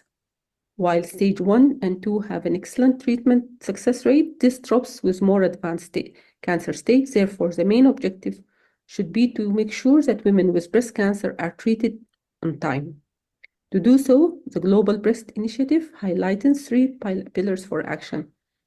The prognostic pillar, putting an emphasis on early detection through awareness raising and screening. The diagnostic interval to ensure, so this is the first pillar. The pre-diagnostic, okay, this is about awareness, early detection through awareness and screening. And then we have the diagnostic interval. Sorry, I'll go back. The second one is the diagnostic interval, which we say we need these ladies to be diagnosed within 60 days. And the last one is the treatment interval, underscoring the need that confirmed cases are treated appropriately. So, early detection begins with public education of the public. Education of the public will lead to more ladies going for screening when they get opportunistic or systematic screening, or they are more aware if there is anything abnormal, and so they go for clinical examination and later also for doing mammography and like this. So with this awareness around self-breast examination and seeking medical care regularly, especially when women feel the lump in their breast, this will drive all this into our target, which is 60% are diagnosed in stage 1 or 2. And thus, my last slide is about what is the role of palliative care. I will bring a case that I was discussing today in a class of palliative care students.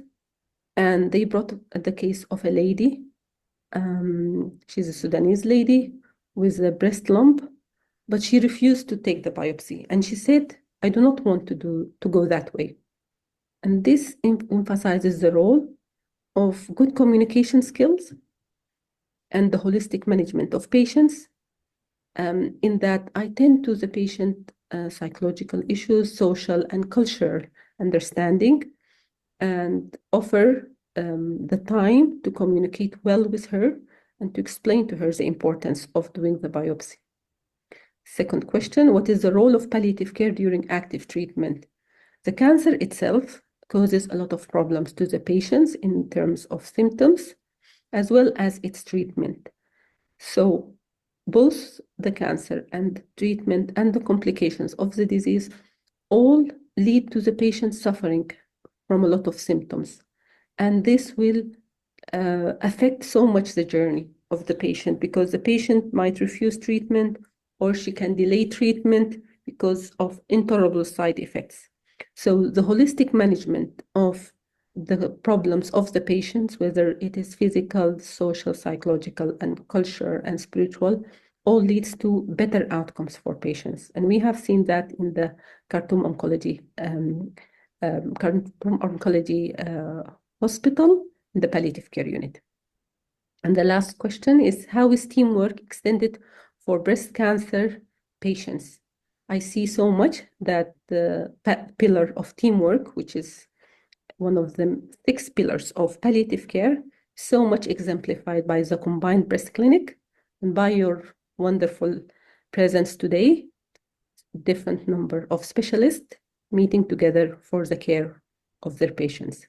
Thank you so much. Thank you. So, thank you very much. Thank you, Dr. Amina, for sharing and facilitating. And that was actually a very insightful presentation. I would like to express my sincerest gratitude to Dr. Naha Dr for this very insightful and interesting presentation. So now we have reached almost the end of our day. We have a case presentation before the closing remarks. The case presentation will be presented by Dr. Amina again. Dr. Amina is a medical doctor in the UK and one of the facilitators in Echo Center of Excellence. So welcome, Dr. Amina. thank you, Elaf. So I'm going to share my screen again.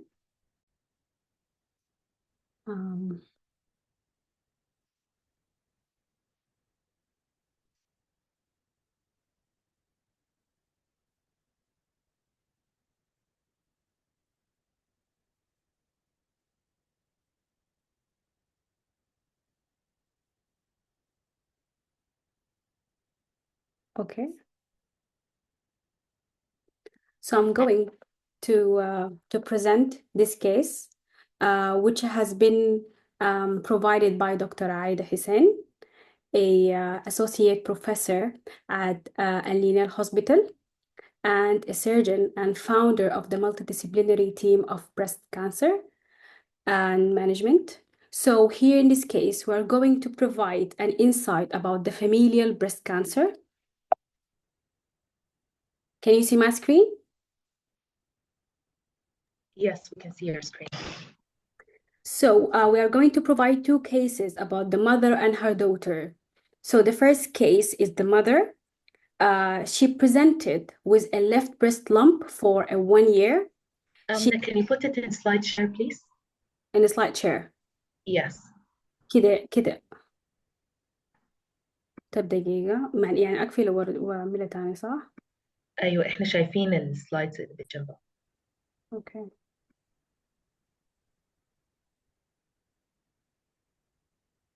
كده كيف؟ Okay, it's clear. It's all right. It's clear. No worries. Is it clear? Yeah, it is clear.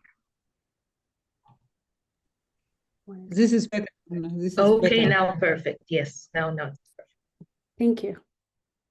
So, so the first case is it's a presentation of a left breast lump for 1 year. The case is 67-year-old married female, retired teacher, presented in November 2022 to breast clinic as she noticed a lump 1 year ago during her pathing. It was a small peanut but increased in size over the last few months. Now it's a lemon size, hard, not painful. No nipple discharge, no retracture. No history of breast biopsy, nor surgery, no history of breast trauma. There was no signs of metastasis like anemia, intracranial pressure, jaundice, cough, back pain, or any bone pain. However, there was a positive family history, as her aunt is a known case of breast cancer discovered at her 55-year age as a lump and treated surgically and chemotherapy.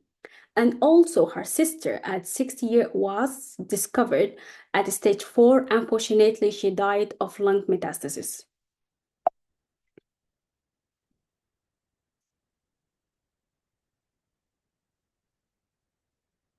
I guess it's in the, yeah. So Yes.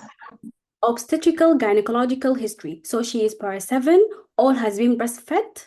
First baby was at the 24-year age. No history of using contraceptive pills or hormonal receptor replacement therapy. Menarche at the age of 30 years and menopause at the age of 55 years. We will know why we ask all those questions at the end of the session. Examination.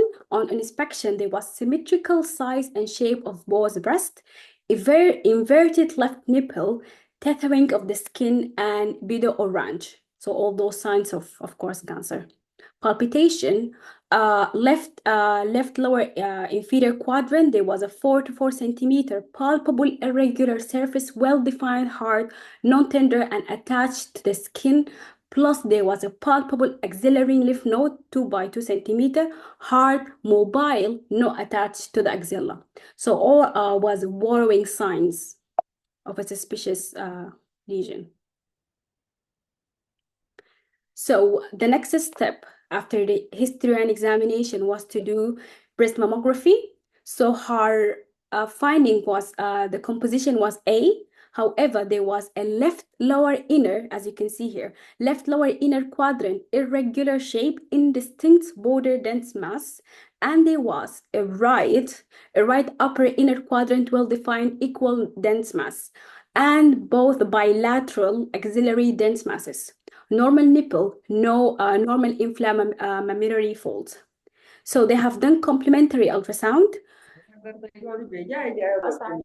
Mass was on the clock, irregular shape, indistinct border, hypoechoic, mass measured 28 times 19 millimeter, showing internal vascularization. However, the right one was at 2 o'clock, underneath the scar there is oval shape, subcutaneous hypoechoic mass with posterior shadowing measured 14 times 9.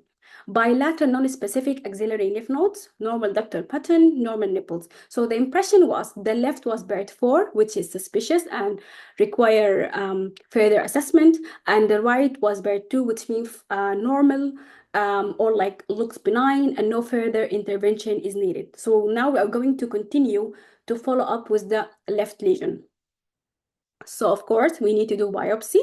It was a true cut biopsy, which showed, unfortunately, invasive duct carcinoma grade 3, and immunohistotherapy showed positive PR, which means that positive progesterone receptor, positive estrogen receptor, negative HER2, and Ki-67 index was 5, which means that it's a slow growing mass, basically, but it's a hormonal mass because we have positive PR and positive ER. And of course, when we have a cancer, now we need to do metastasis. We need to do metastasis scan.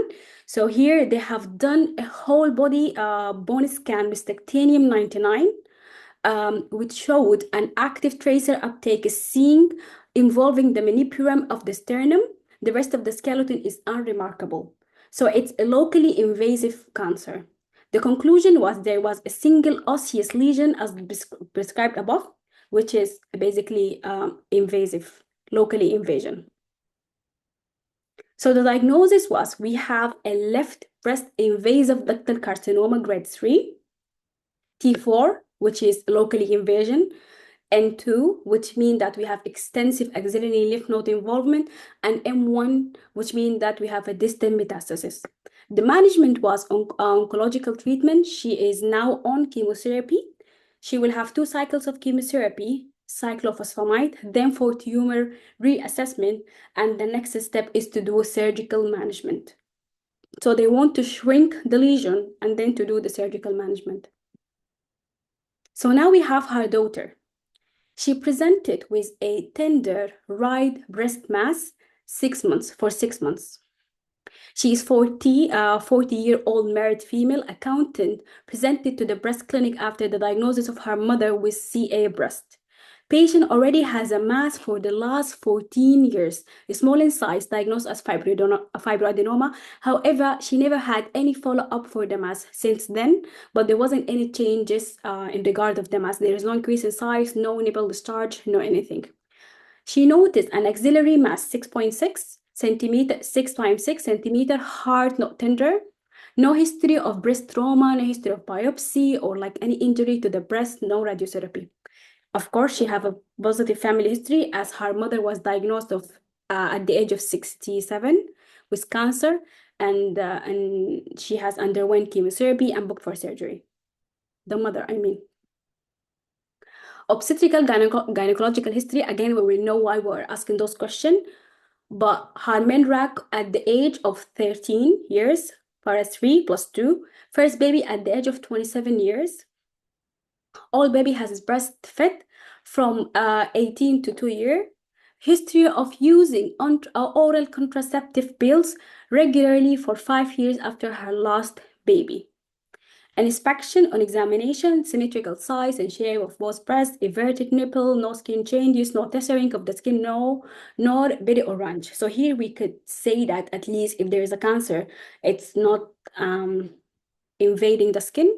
Palpitation, we have a right upper quadrant, 4 times 4 centimeter, is smooth surface, well-defined, hard, tender, not fixed to underlying structure, plus visible and palpable axillary lymph node about 6 times 6, hard, smooth surface fixed to axilla. So we have done mammography, which is showed composition B. There was a right upper quadrant irregular shape, indistinct border hypoechoic lesion, which is here. And we have positive axillary, right axillary hyperdense masses. All other findings were normal. They have done a complementary ultrasound, which is showed 10 o'clock, irregular shape, indistinct border, hypoechoic mass, measured 33 times 27 millimeter. Right enlarged pathological axillary lymph node, measured 48. Left axillary, accessory breast tissue. It was found incidentally. Normal left breast echo pattern, no other abnormalities. So the impression was again, the right lesion was BERT 5, which means this is suspicious and need further investigation, especially because it's irregular, indistinct shape. The left is 2, which means that benign, again, because it's just left axillary breast tissue, which is a normal finding, benign lesion. So we are now following the right 10 o'clock lesion. They have done true cut needle, which showed again as her just like her mother, an invasive duct carcinoma grade 3. However, it wasn't a hormonal lesion. So there was negative progesterone receptor, negative estrogen receptor, negative HER2, and her Ki-67 index was 20%, which is higher. Which is a higher one, which means that it's like a fast-growing lesion. Basically, she's triple negative. So now we want to speak, after we have followed the mother and her daughter, we want to know the risk factor of breast cancer. First of all, the gender, as we know that it's more extensive in females. The age, after the age of 55, the probability of acquiring breast cancer is high, and early menarche and late age of menopause and null puberty and even hormonal receptors, all those increase the risk of like the risk of unopposed exposure to estrogen. So when the girl have her menarche early before the age of 30, and after the age of 55 she have her menopause, it's increased the her exposure to progesterone to estrogen and opposed to progesterone null parity, against the same problem, and hormonal either contraception or like ovulation stimulating for fertility, and postmenopausal therapy like HART, or those exposed the body to estrogen. And even breast-related benign conditions make the breast more have more density, which is a risk factor for cancers. And for our topic today is the hereditary. For genetic mutation and positive family history of breast cancer is a major risk factor, and lifestyle, as how Dr. Nahla have in her video have highlighted obesity, alcohol consumption, and smoking. Because if we want to go back to the pathology of cancers, it's easier because, for example, hormones, as we have mentioned here, or damage to the DNA. And as we know, alcohol consumption and smoking cause damage to the DNA, which increase the risk of growing masses.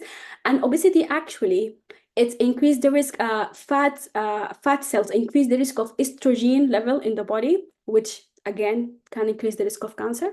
Diabetes, studies recently have showed that, first of all, insulin resistance increase insulin level in the body, which is a major factor for increasing the estrogen level in the body.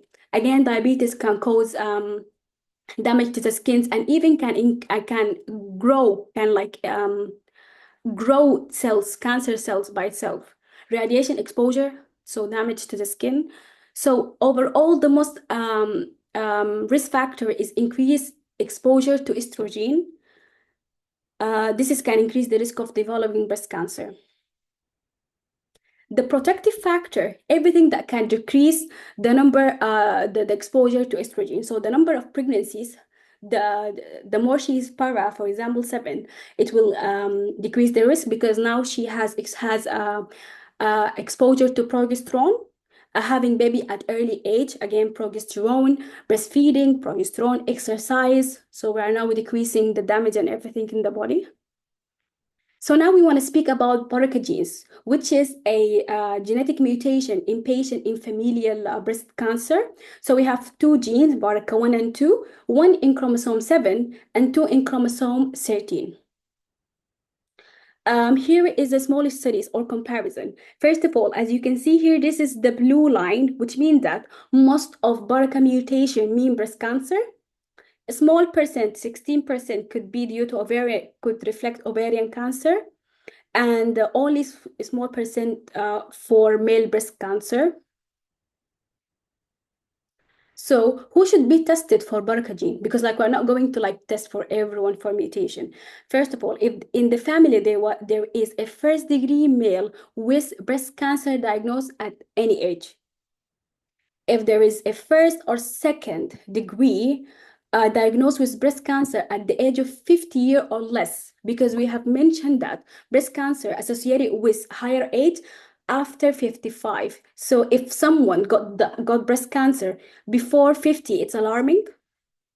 And if there is a presence of multiple malignancies in the family, which could be syndromes or something, and triple negative receptor at the age less than 50 year, ovarian cancer at any age, and bilateral breast cancer. So bilateral breast cancer, she have the cancer anyway, but if we diagnose mutation, it means that we need to test the other family member. So now we need to do screening.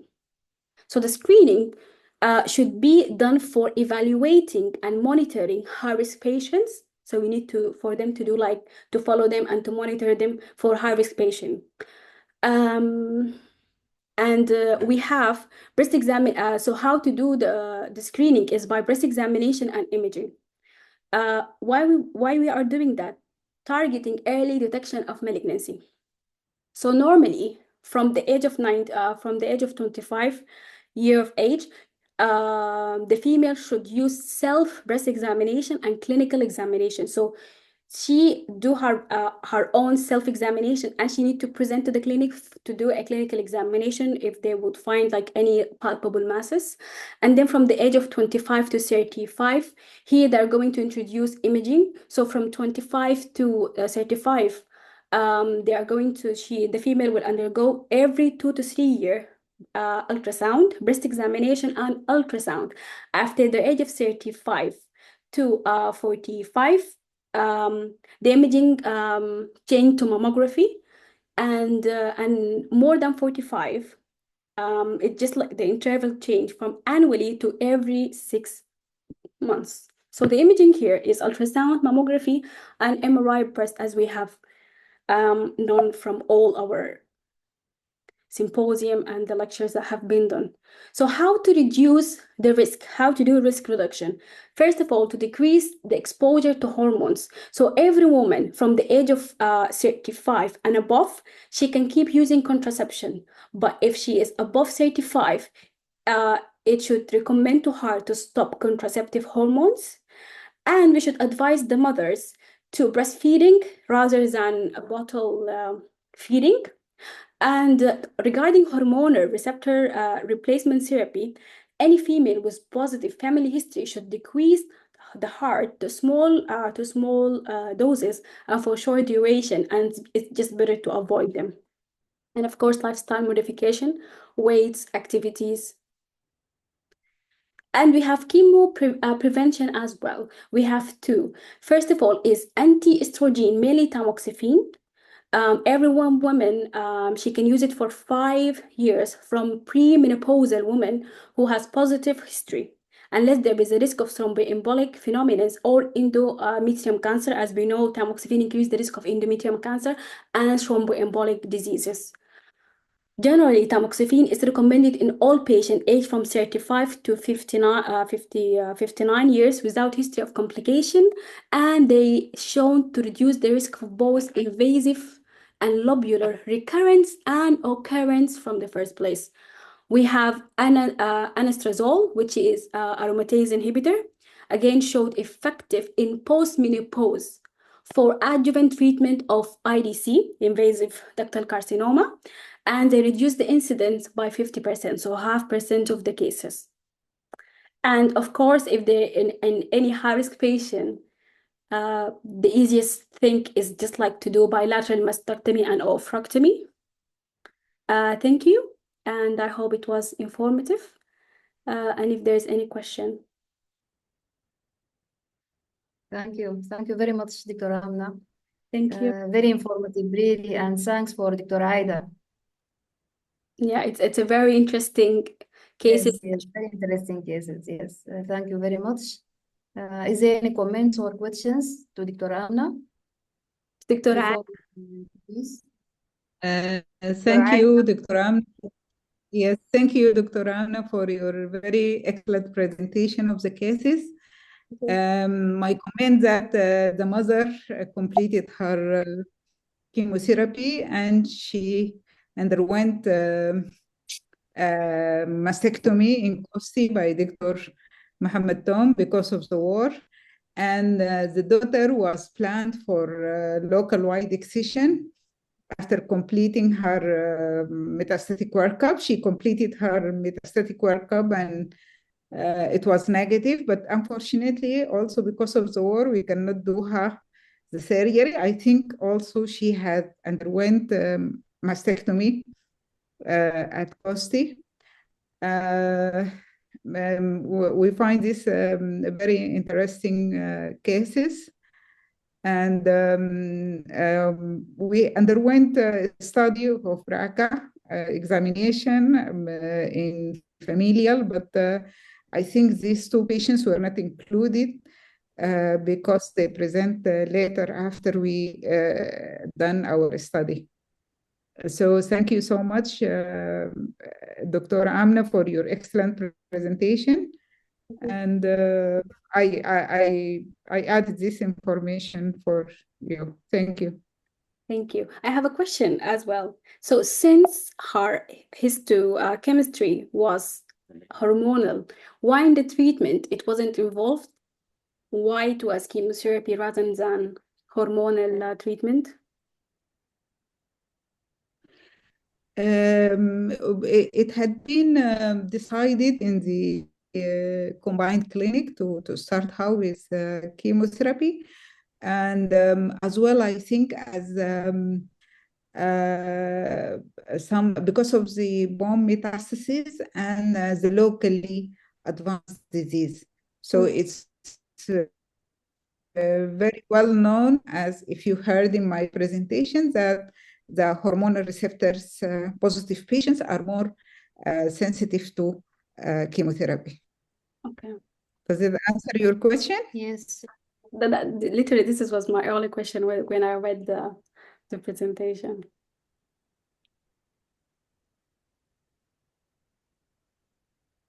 Thanks, Amina. Any other question? Yeah, hi Anna, thank you for nice presentation. It's Muna again.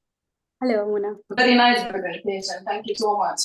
But I think your answer for your question is oncology. So here we have again to stress the importance of multidisciplinary work. So every single patient in breast has to be discussed with in multidisciplinary way with a radiologist. At least if we can sit together, it has to be discussed with radiologists, has to be discussed with oncologists and the surgeon, of course. But I guess the answer, as Mr. Aida said, is she's locally advanced. She's locally advanced because the tumor is invading through the bone. This is the grade 3 as well. And the size of cancer, all that give a good indication for chemotherapy. So this is about that lady. And the staging, I don't think because she's locally advanced, she's not M1. I don't think she's M1. I think she's M0, because if she's M1, it's locally advanced. It's not just direct invasion of the bone with the cancer. It's not distant metastasis, so she is M0, I guess, in my opinion. Yeah. But again, yeah. So this is number one. Number two, we here as routine in UK, if the lymph node is not involved, because we didn't know of this lady if she got bone metastasis or no, or bone spread of the cancer to the bone. If the lymph node is negative, unless the cancer is locally advanced, T3 or T4, then we do staging. And the staging has to be both CT scan and bone scan. The last thing to mention, the indication of genetic testing. You said triple negative less than 50. There is very new guidelines just launched last year, I think. Now they changed the age from 50 to 60. So if any triple negative less than 60 years of old, she can have gene testing. Thank you, Dr. Muna. Thank you for your contribution. Thank you. Regarding the metastasis or the scans, you said, or lymph involvement, did you mean the first case or the second case, Dr. Amina? The first case, because you had a question about chemo. Yeah, didn't you? There was a second, you commented for a different. No, I commented on the first lady with direct spread of the cancer to her mammalian sternum. Yeah, this one. Yeah. So if she's locally advanced, the answer for your question why she had chemo, because she's locally advanced and she's grade 3. Okay, thank you. Any other comments?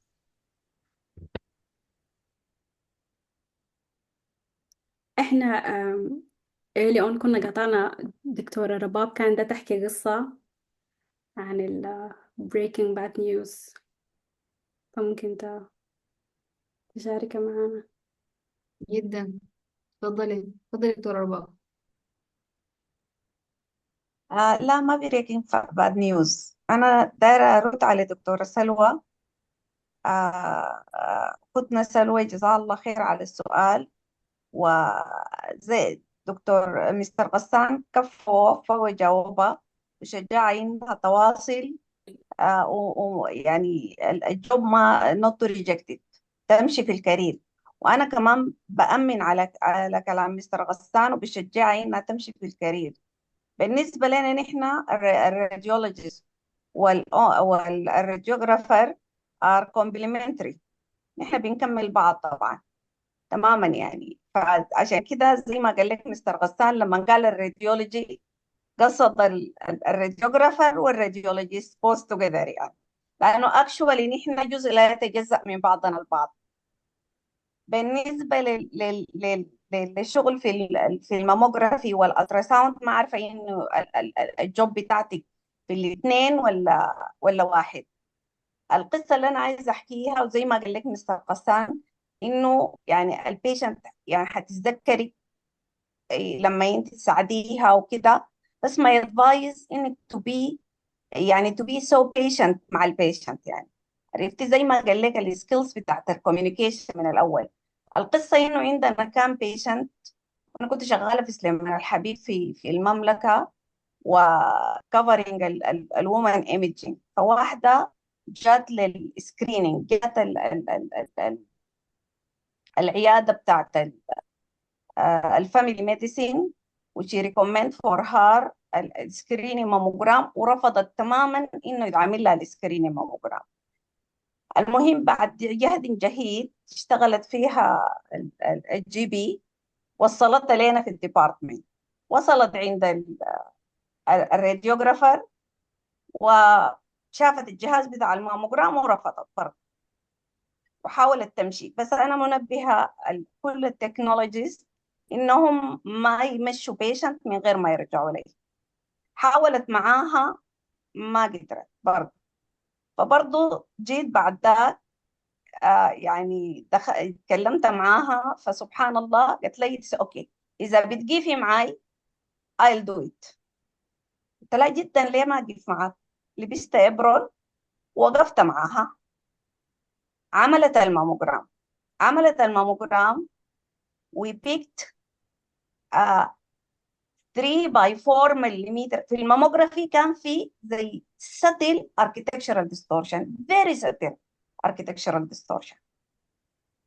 أقنعتها بعد جهد جهيد إنه نمشي للألتراساوند، لأنه في حاجة شفناها هنا بسيطة دايرين نتأكد منها هي شو.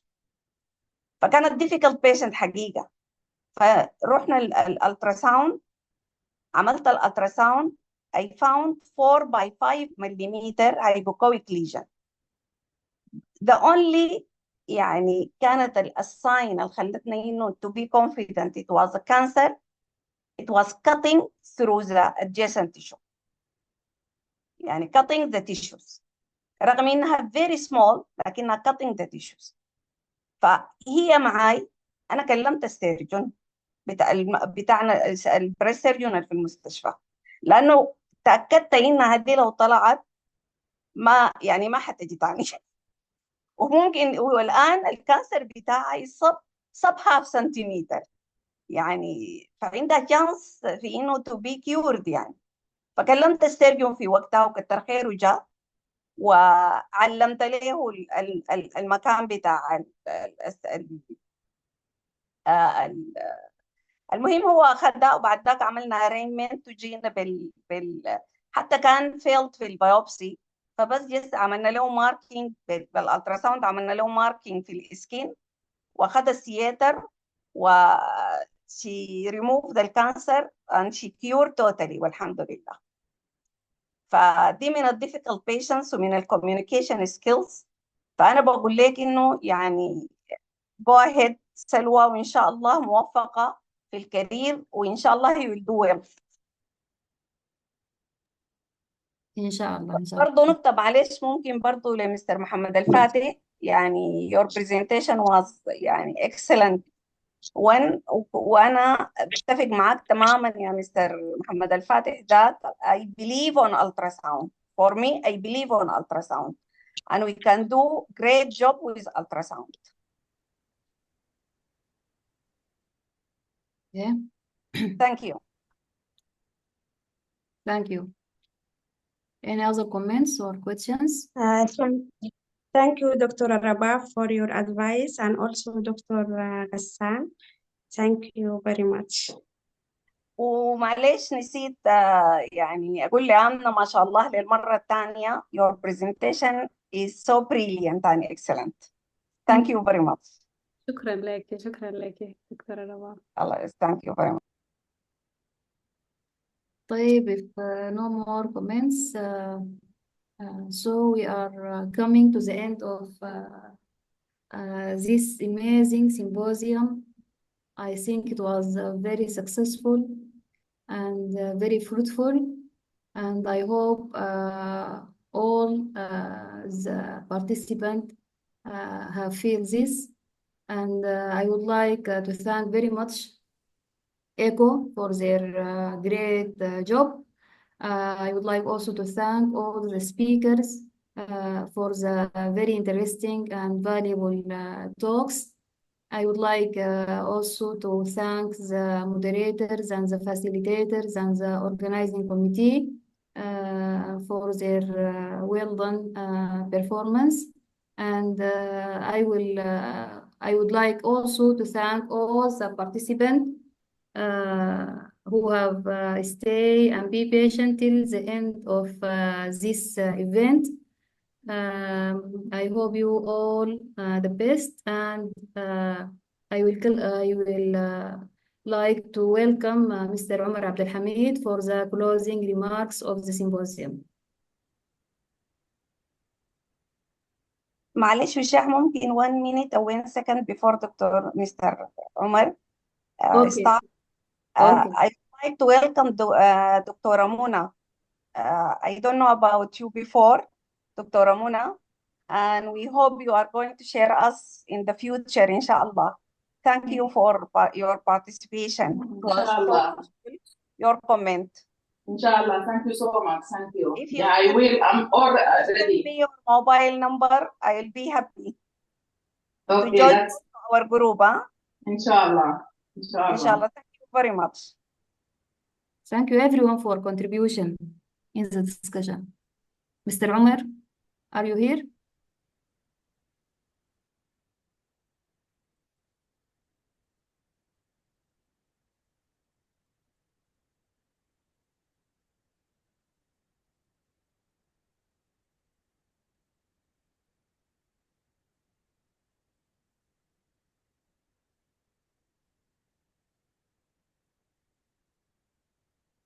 He is not here.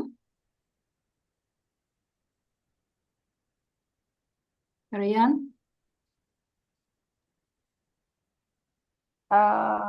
Ushah, I Yes. have got the message from Mr. Omar.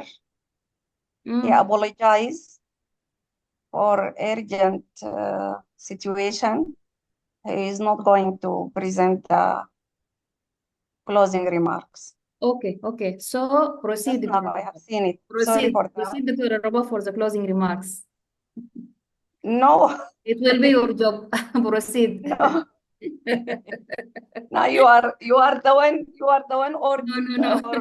no. Khalid. Or you Proceed. can ask the surgeon. This is a surgery session, Mr. Ghassan, Mr. Muhammad Al-Fatih. Any of you, or even Dr. Ramona, she did not attend all the sessions, but if you can do it, Mr. Ghassan or Mr. Muhammad Al-Fatih, he will be happy. معلش يا Just جماعة الله أنا driving عشان كده no لكن problem. لما when I will No problem. reach my station هقول لكم قصيدة الختام إن شاء الله. إن شاء الله بس ما مشكلة ندي الفرصة مستر غسان ومستر محمد الفاتح to give us يعني short or brief closing remarks regarding this session. Okay, they are welcome. اتفضل مستر غسان ونرحب بدكتورة منى والله. Thank you very much for your participation. دكتورة منى was with us in the workshop. We hope to see her again in Sudan. Thank you. تفضل يا مستر غسان. ثانك يو مستر محمد، شكرا جزيلا. يعني صراحة الواحد يعني كالعادة يعني when we were in Sudan we meet all the people في مركز الخرطوم للثدي، وحتى كان في الورك شوب ترينيز وسينيور كونسلتنتس واي حاجة. الواحد زي ما قلت قبل يتفائل خير وبأنه البلد حتمشي لقدام، واحنا we are different من اي other nationality to be honest. التعامل بيناتنا مختلف، التعامل بيناتنا وبين الجنسيات الثانية مختلفة. وكان يعني الامل زي ما قلت بيحدونا انه الناس حتعمل حاجه لقدام. وهسي برضه يعني انا من امبارح انا I did not attend all the sessions. كنت برضه in and out لانه كنت في الكلينيك وأون كول وكده، فكنت كل شويه زي interrupted me. لكن from what I could attend من الراديولوجي session سواء من our colleagues Sudanese consultants او الناس مصر، فده وراني اصلا يعني حتى الحرب دي عندها فوائد. يعني الناس مرقت انتشرت gained more experiences met with other people، يعني بيجي في socializing مع جنسيات مختلفة exchanging experiences. واللي تقدم امبارح كان يعني حاجة أنا استفدت في حاجات كثيرة، في حاجات ما سمعتها يعني بقيت أفتش ده شنو هو، لأنه إحنا ما قاعد نستعملها. يعني سواء في الراديولوجي او هسه الليله في السيرجري الكلام عن الاي اي. الحاجات دي يعني احنا رغم انها هي بلد متقدمه في المانجمنت اوف بريس، لكن برضو دائما عندهم البيزنس كيس لاي حاجه. يعني بيشوفوا البينيفيتس والكوست افكتفنس والحياه دي، فما في اي، ما عندنا اي حاجه، ما بنعمل اي حاجه. البرزنتيشنز في الكورس عموما من امبارح yesterday and today were very beneficial. The last presentation دكتورة آمنة كان يعني really well put and well presented، وحاجة مهمة شديد برضو we look forward لأنه يكون في الجينيتك تيستينج في السودان available. لأنه it's obvious من البرزنتيشن اللي قدمت عن prevalence والage groups في السودان very young age، وإحنا عندنا طبعا الزواج بين الأقارب طبعا كثير جدا، وده كان explain اليونج ايج وبرضو الريليتيفز الفاميليال بريست كانسر. يعني هنا احنا بيقولوا لك انه 10% only من البريست كانسر فاميليال و5% only جينيتيك. لكن اعتقد في السودان الموضوع ده different، فمور research is required ومفروض نمشي لقدام.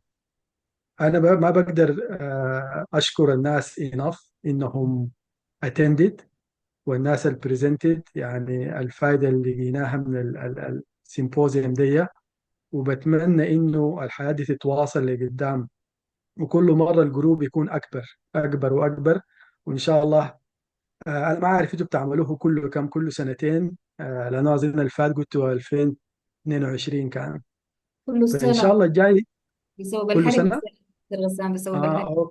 اوكي ان شاء الله الجاي يكون فيس تو فيس ويكون في السودان، والناس دي يعني كلها تقدر تكسشينج الاكسبيرينسز ونعمل حاجات كثيره. في حاجات كثيره جدا ممكن تتعمل في البريس مانجمنت في السودان وتو انفولف ايفري ون انترستد. يعني زي ما قلتي راديولوجيست، هبدا بالراديوجرافرز عشان سبب ما تزعل مني تاني، والراديولوجيست سيرجونز سواء اونكوبلاستيك بلاستيك سيرجونز او جنرال سيرجونز، الانكولوجيست كلينيكال انكولوجيست ميديكال انكولوجيست، النيرسز. احنا we need to introduce البريست كير نيرسز في السودان، الفيزيوثيرابيست السايكولوجيست التيشو فايبيليتي نيرسز. وان شاء الله ما اكون I forgot any specialty، لكن طبعا التيم بيكبر وان شاء الله يكون عندنا MDTs بكل الجروب ده. حتى لو الناس ما رجعت السودان يكون عندنا MDTs online to discuss cases again to offer and exchange experiences، وبالإضافة لأونكوبلاستيك MDTs. وربنا يعني إن شاء الله يوقف الحرب ويرجعنا، وإن شاء الله نمشي لقدام. شكرا جزيلا. ومستر محمد الفاتح نديك شكرا المايك. شكرا مستر غسان على الكلام الطيب. بس عايزة يعني أمن على نقطتين. الاكتيفيتيز بتاعتنا بالنسبة للمالتي ديسيبلينري سيمبوزيوم هيكون انيوال. احنا بس بدينا الجمعية بدأت 2018 وعملنا مالتيبل راديولوجيكال سيمبوزيوم، لكن في 2022 بدينا المالتي ديسيبلينري سيمبوزيوم، وبسبب الحرب والربكة كنا مربوكين السنة اللي فاتت ما لحقنا عملناه. لكن أصرينا إنه السنة دي نعمله أونلاين وهو الناس تواصل يعني ما تقيف. ده بالنسبة للسيمبوزيوم. أما بالنسبة للأكتيفيتيز ما حننتظر لحد ما تمر السنة، حتى إنه الأمور يعني التيتشنج يكون حاجة مستمرة والناس تتبادل الخبرات في كل المجالات. نحن اليوم أنا شخصيا استفدت كثير من السيمبوزيوم ده، لأنه يعني يمكن أكون بعرف في الراديولوجي لحد ما، لكن أكيد ما اكسبوز للباثولوجي ولا السيرجري ولا الأونكولوجي، لأني حقيقة ما اشتغلت كثير في MDT. يعني ما حضرت MDTs كثير يعني. فده بالنسبة لنا مفيد. فنحن بدينا قبل كده في الجمعية MDT اونلاين وبرضه وقفت بسبب الحرب. فالآن الأكتيفيتيز حترجع، وإن شاء الله next week اللي هو أول سبت في نوفمبر دكتورة نادية she's going to start these activities, the monthly activities. والجروب بتاع السيمبوزيوم حيستمر وحنواصل فيه كله يعني حسب ظرف الناس. كل مرة واحد يقدم لنا موضوع، يعني اخترع الموضوع، الناس تقترح المواضيع اللي ممكن تكون مفيدة. و every month واحد من every specialty يقدم لنا. ودايرين تلفون مستر منى نضيفة للجروب لأنها أكيد يعني حتكون مفيدة جدا. ثانيا عندنا جروب بتاع تيومر بورد، سودان تيومر بورد، فيه قامات كبيرة وفيه بروفيسورات ومعانا ناس ينج، وده مفتوح برضو. برسل لكم الرابط لأي حد عنده انترست إنه يعني ينضم للجروب، أكيد حيكون يعني مفيد وحيفيد كثير جدا. مستر الفاتح you are welcome. وإذا الدكتورة عايدة برضو موجودة she can comment. رسلت لك يا رباب في الشات، رسلت لك رقمي. حاضر حاضر. يا مشكورين، رباب، شكرا. رباب أيوة عليك الله أيوة ما تنسي تشكري اخواننا واخواتنا وزملائنا الشغالين في العيادات المجانيه في اكتوبر، في كسلة وفي بورت السودان وفي عطبرة، كلهم عليك الله. بإذن نقول الله. لك ما كتر لسه خيركم. نسمع الكومنتس بتاع السيرجونز، ونشكر بعد ذاك كل المجموعة، يعني ناس طيب سدرو طيب وجماعاتنا الشغالين في العيادات وكل الناس اللي بتشارك في برنامج أكتوبر ده. ما كثيرين جدا جدا جدا يعني ما شوية، لكن ندي فرصة ايوه للسيرجون يعلقوا بعد ذاك بما إنه السيشنز كان بالنسبة لهم هم. وما عارفة مستر عمر الفاروق اوف ولا اون. ف مستر محمد الفاتح اظن لسه موجود، ومستر عايدة ما عارفة طلعت ولا موجودة. اذا موجودة برضو she can comment. you are welcome. السلام عليكم ورحمة الله. والله بس حابب أشكر جدا الجمعية السودانية لأشعة الثدي والتنظيم، ونتمنى زي ما قال مستر غسان الناس تتلاقى في البلد في الإيفنت القادم إن شاء الله. مستر غسان كلامه كان كافي ووافي، وربنا يوفق إن شاء الله. شكرا كثير مستر محمد الفاتح. دكتورة عايدة are you there؟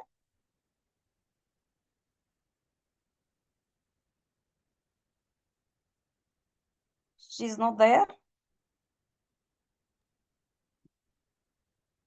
دايما يعني بشاح يمكن تكون طلعت. طيب يعني كده مجملا نشكر كل الجماعة، يعني كل من شارك في برنامج أكتوبر الوردي، من يعني من العيادات المجانية، من المشاركات في الواتساب، من المحاضرات بروف محمد المعتصم. نشكر المجموعة المنظمة، نشكر كل الجماعة اللي قدموا يعني في المؤتمر الأول بتاع الراديولوجي والمالتي ديسيبلينري.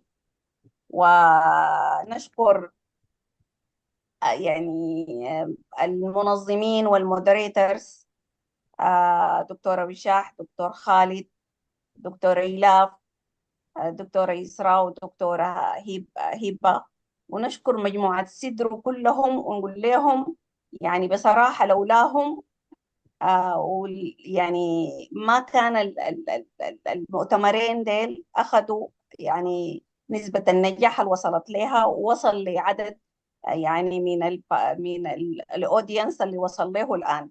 فبصراحة يعني الكولابوريشن معاهم كان كولابوريشن مهم ومفيد جدا، ونتمنى تواصل الشراكة معاهم. وبخص بالشكر دكتور يوسف، لأنه بصراحة يعني يوسف مساعد ساعدنا كثير جدا جدا جدا. وبنشكر أبونا بروف عبد الله جابر على تشجيعه المستمر لنا، وبنشكر دكتور خالد على قصايده الجميلة اللي قاعد يقدمها لنا. وفي الآخر بنشكر دكتورة مدينة، ومقدرين شعورها الكبير لعدم يعني إمكانية الشبكة اللي يعني ما ساعدتها في إنها تحضر معانا. وأخص بالشكر أختي وشاح، يعني شيالة التقيلة زي ما قالوا، اللي هي دايما دايما دايما بلجأ لها وبلقاها في كل لحظة، ما قاعد تخذلني أبدا. ويعني لولاها ما كنا قدرنا زي ما قالوا طلع البرنامج ده بالصورة الظهر لكم بها الآن. ونسأل الله القبول للجميع، وخاصة الناس الآن في زي ما قال دكتور خالد في السودان شغالين في العيادات المجانية، وبيهاجروا من مركز لمركز ومن قرية لقرية يبحثوا عن السيدات حتى إنه يكشفوا لهم بالموجات الصوتية. وبصراحة وجدوا يعني نسبة الكانسر في السودان بالمناسبة عالية جدا، وبالذات اليانج زي ما قال، يعني زي ما علق مستر غسان.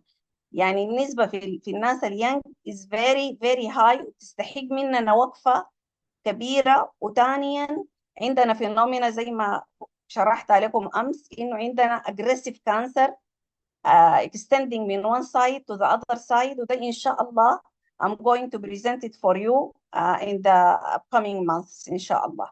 وجزاكم الله خيرا. دكتورة وشاح، you are welcome. شكرا كثيرا. You can give the final or شكرا the conclusion. شكرا شكرا للجميع. وزي ما قالت رباب، ناس سدروا يعني قاموا بمجهود كبير ومجهود جبار صراحة. معليش يعني ما يعني الناس اللي حقولهم، لكن لو نسيت زول اعذروني. يعني ريان وآمنة وريان ونعمة وكل بقية التيم والجروب يعني ما قصروا في يعني إدارة المؤتمر بالصورة الفعالة والناجحة دي، فليهم كل الشكر والتقدير والتحية. وإحنا بنطلع إنه دائما نكون يعني في يعني تكون الشراكة معاهم مستمرة إن شاء الله في كل برامجنا القادمة بإذن الله. وأشكر كل الجميع وكل الحضور وكل الناس الصبروا لحد النهاية. شكرا لكم كلكم، وإن شاء الله نلتقيكم في القريب العاجل. نتمنى إنه يعم السلام في بلدنا، والناس ترجع كلها وتتلاقى وتقدر تعمر البلد وتبنيها من جديد، وتقدر تقدم خدمة مميزة للسيدات السودانيات، لأنهم بيستحقوا وبيستاهلوا كل خير. فنسأل الله إنه يعني ييسر كل الأمور. وفي النهاية طبعا منتظرين القصيدة من دكتور خالد. شكرا معلش لكم. دكتورة منى، التليفون ما لقيته. ممكن مستر غسان عنده تليفوني اخده منه؟ ايوه نعم. خلاص هاخده من مستر غسان. طيب تمام.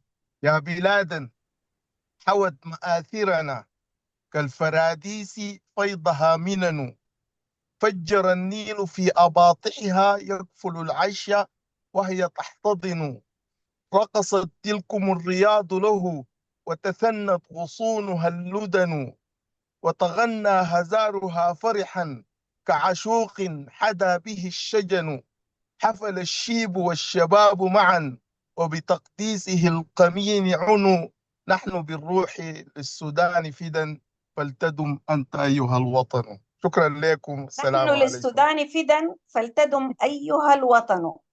نعم حقيقة نحن بالروح فدا إن شاء الله. بس ممكن يعني طلب واحد، لو ممكن نفتح الكاميرات عشان أقوم أخذ سكرين تكون ذكرى.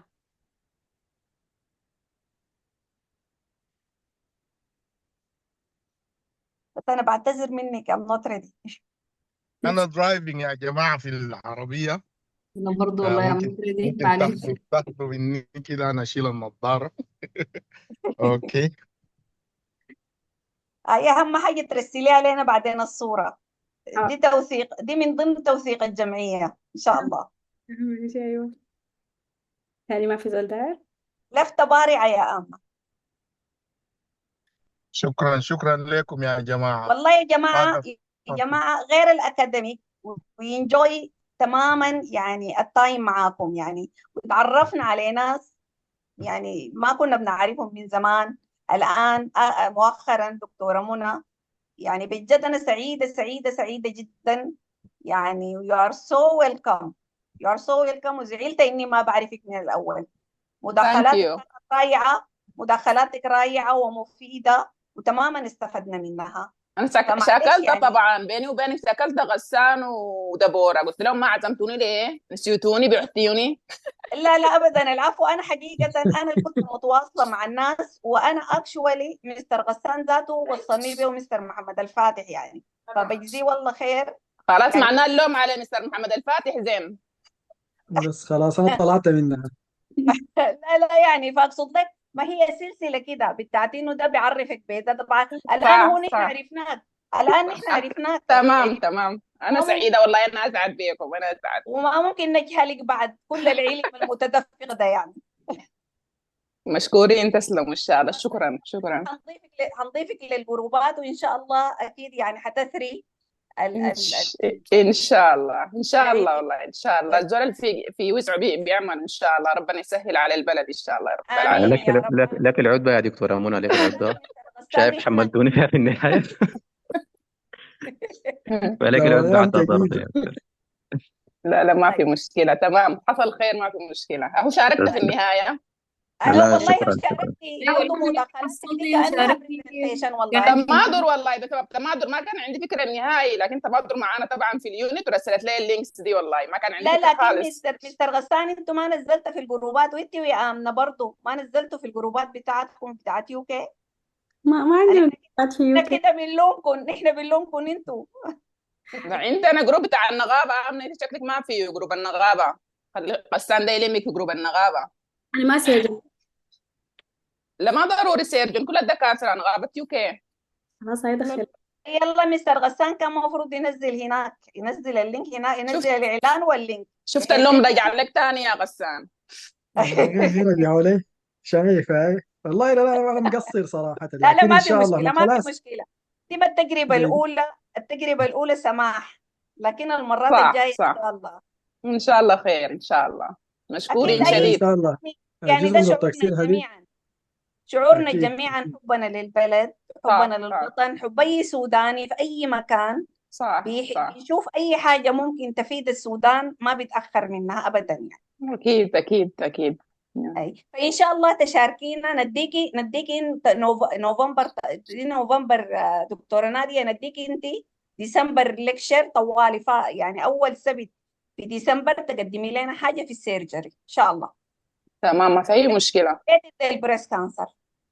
تمام والله ما في أي مشكلة. خلاص خلاص من الآن نعتمدك في الجدول وندخلك الجروب. يلا خلاص تمام، مشكورة رباب. تعوضينا حق السيمبوزيوم. تمام إن شاء الله. الله يكرمك يا رب. يلا تسلموا، مع السلامة، مشكورين. الله يسلمك. شلتي يا أمنة الصورة؟ طيب شكرا لك. شلت 10 صور. تمام يلا يا وشاح اختمي. وشاح طبعا، وشاح الخير والبركة، وشاح يلا خلاص، شكرا لكم. شكرا يا رباب، والله يديك العافية، انت الخير والبركة، الله يسلمك. شكرا لكم كلكم، وربنا يجزيكم كل خير ان شاء الله، وان شاء الله نلتقيكم كلكم قريبا ان شاء الله في السودان باذن الله، ونواصل في برامجنا ان شاء الله باذن الله. شكرا لكم كثيرا، والى اللقاء، والسلام عليكم ورحمة الله وبركاته. السلام عليكم، في امان الله.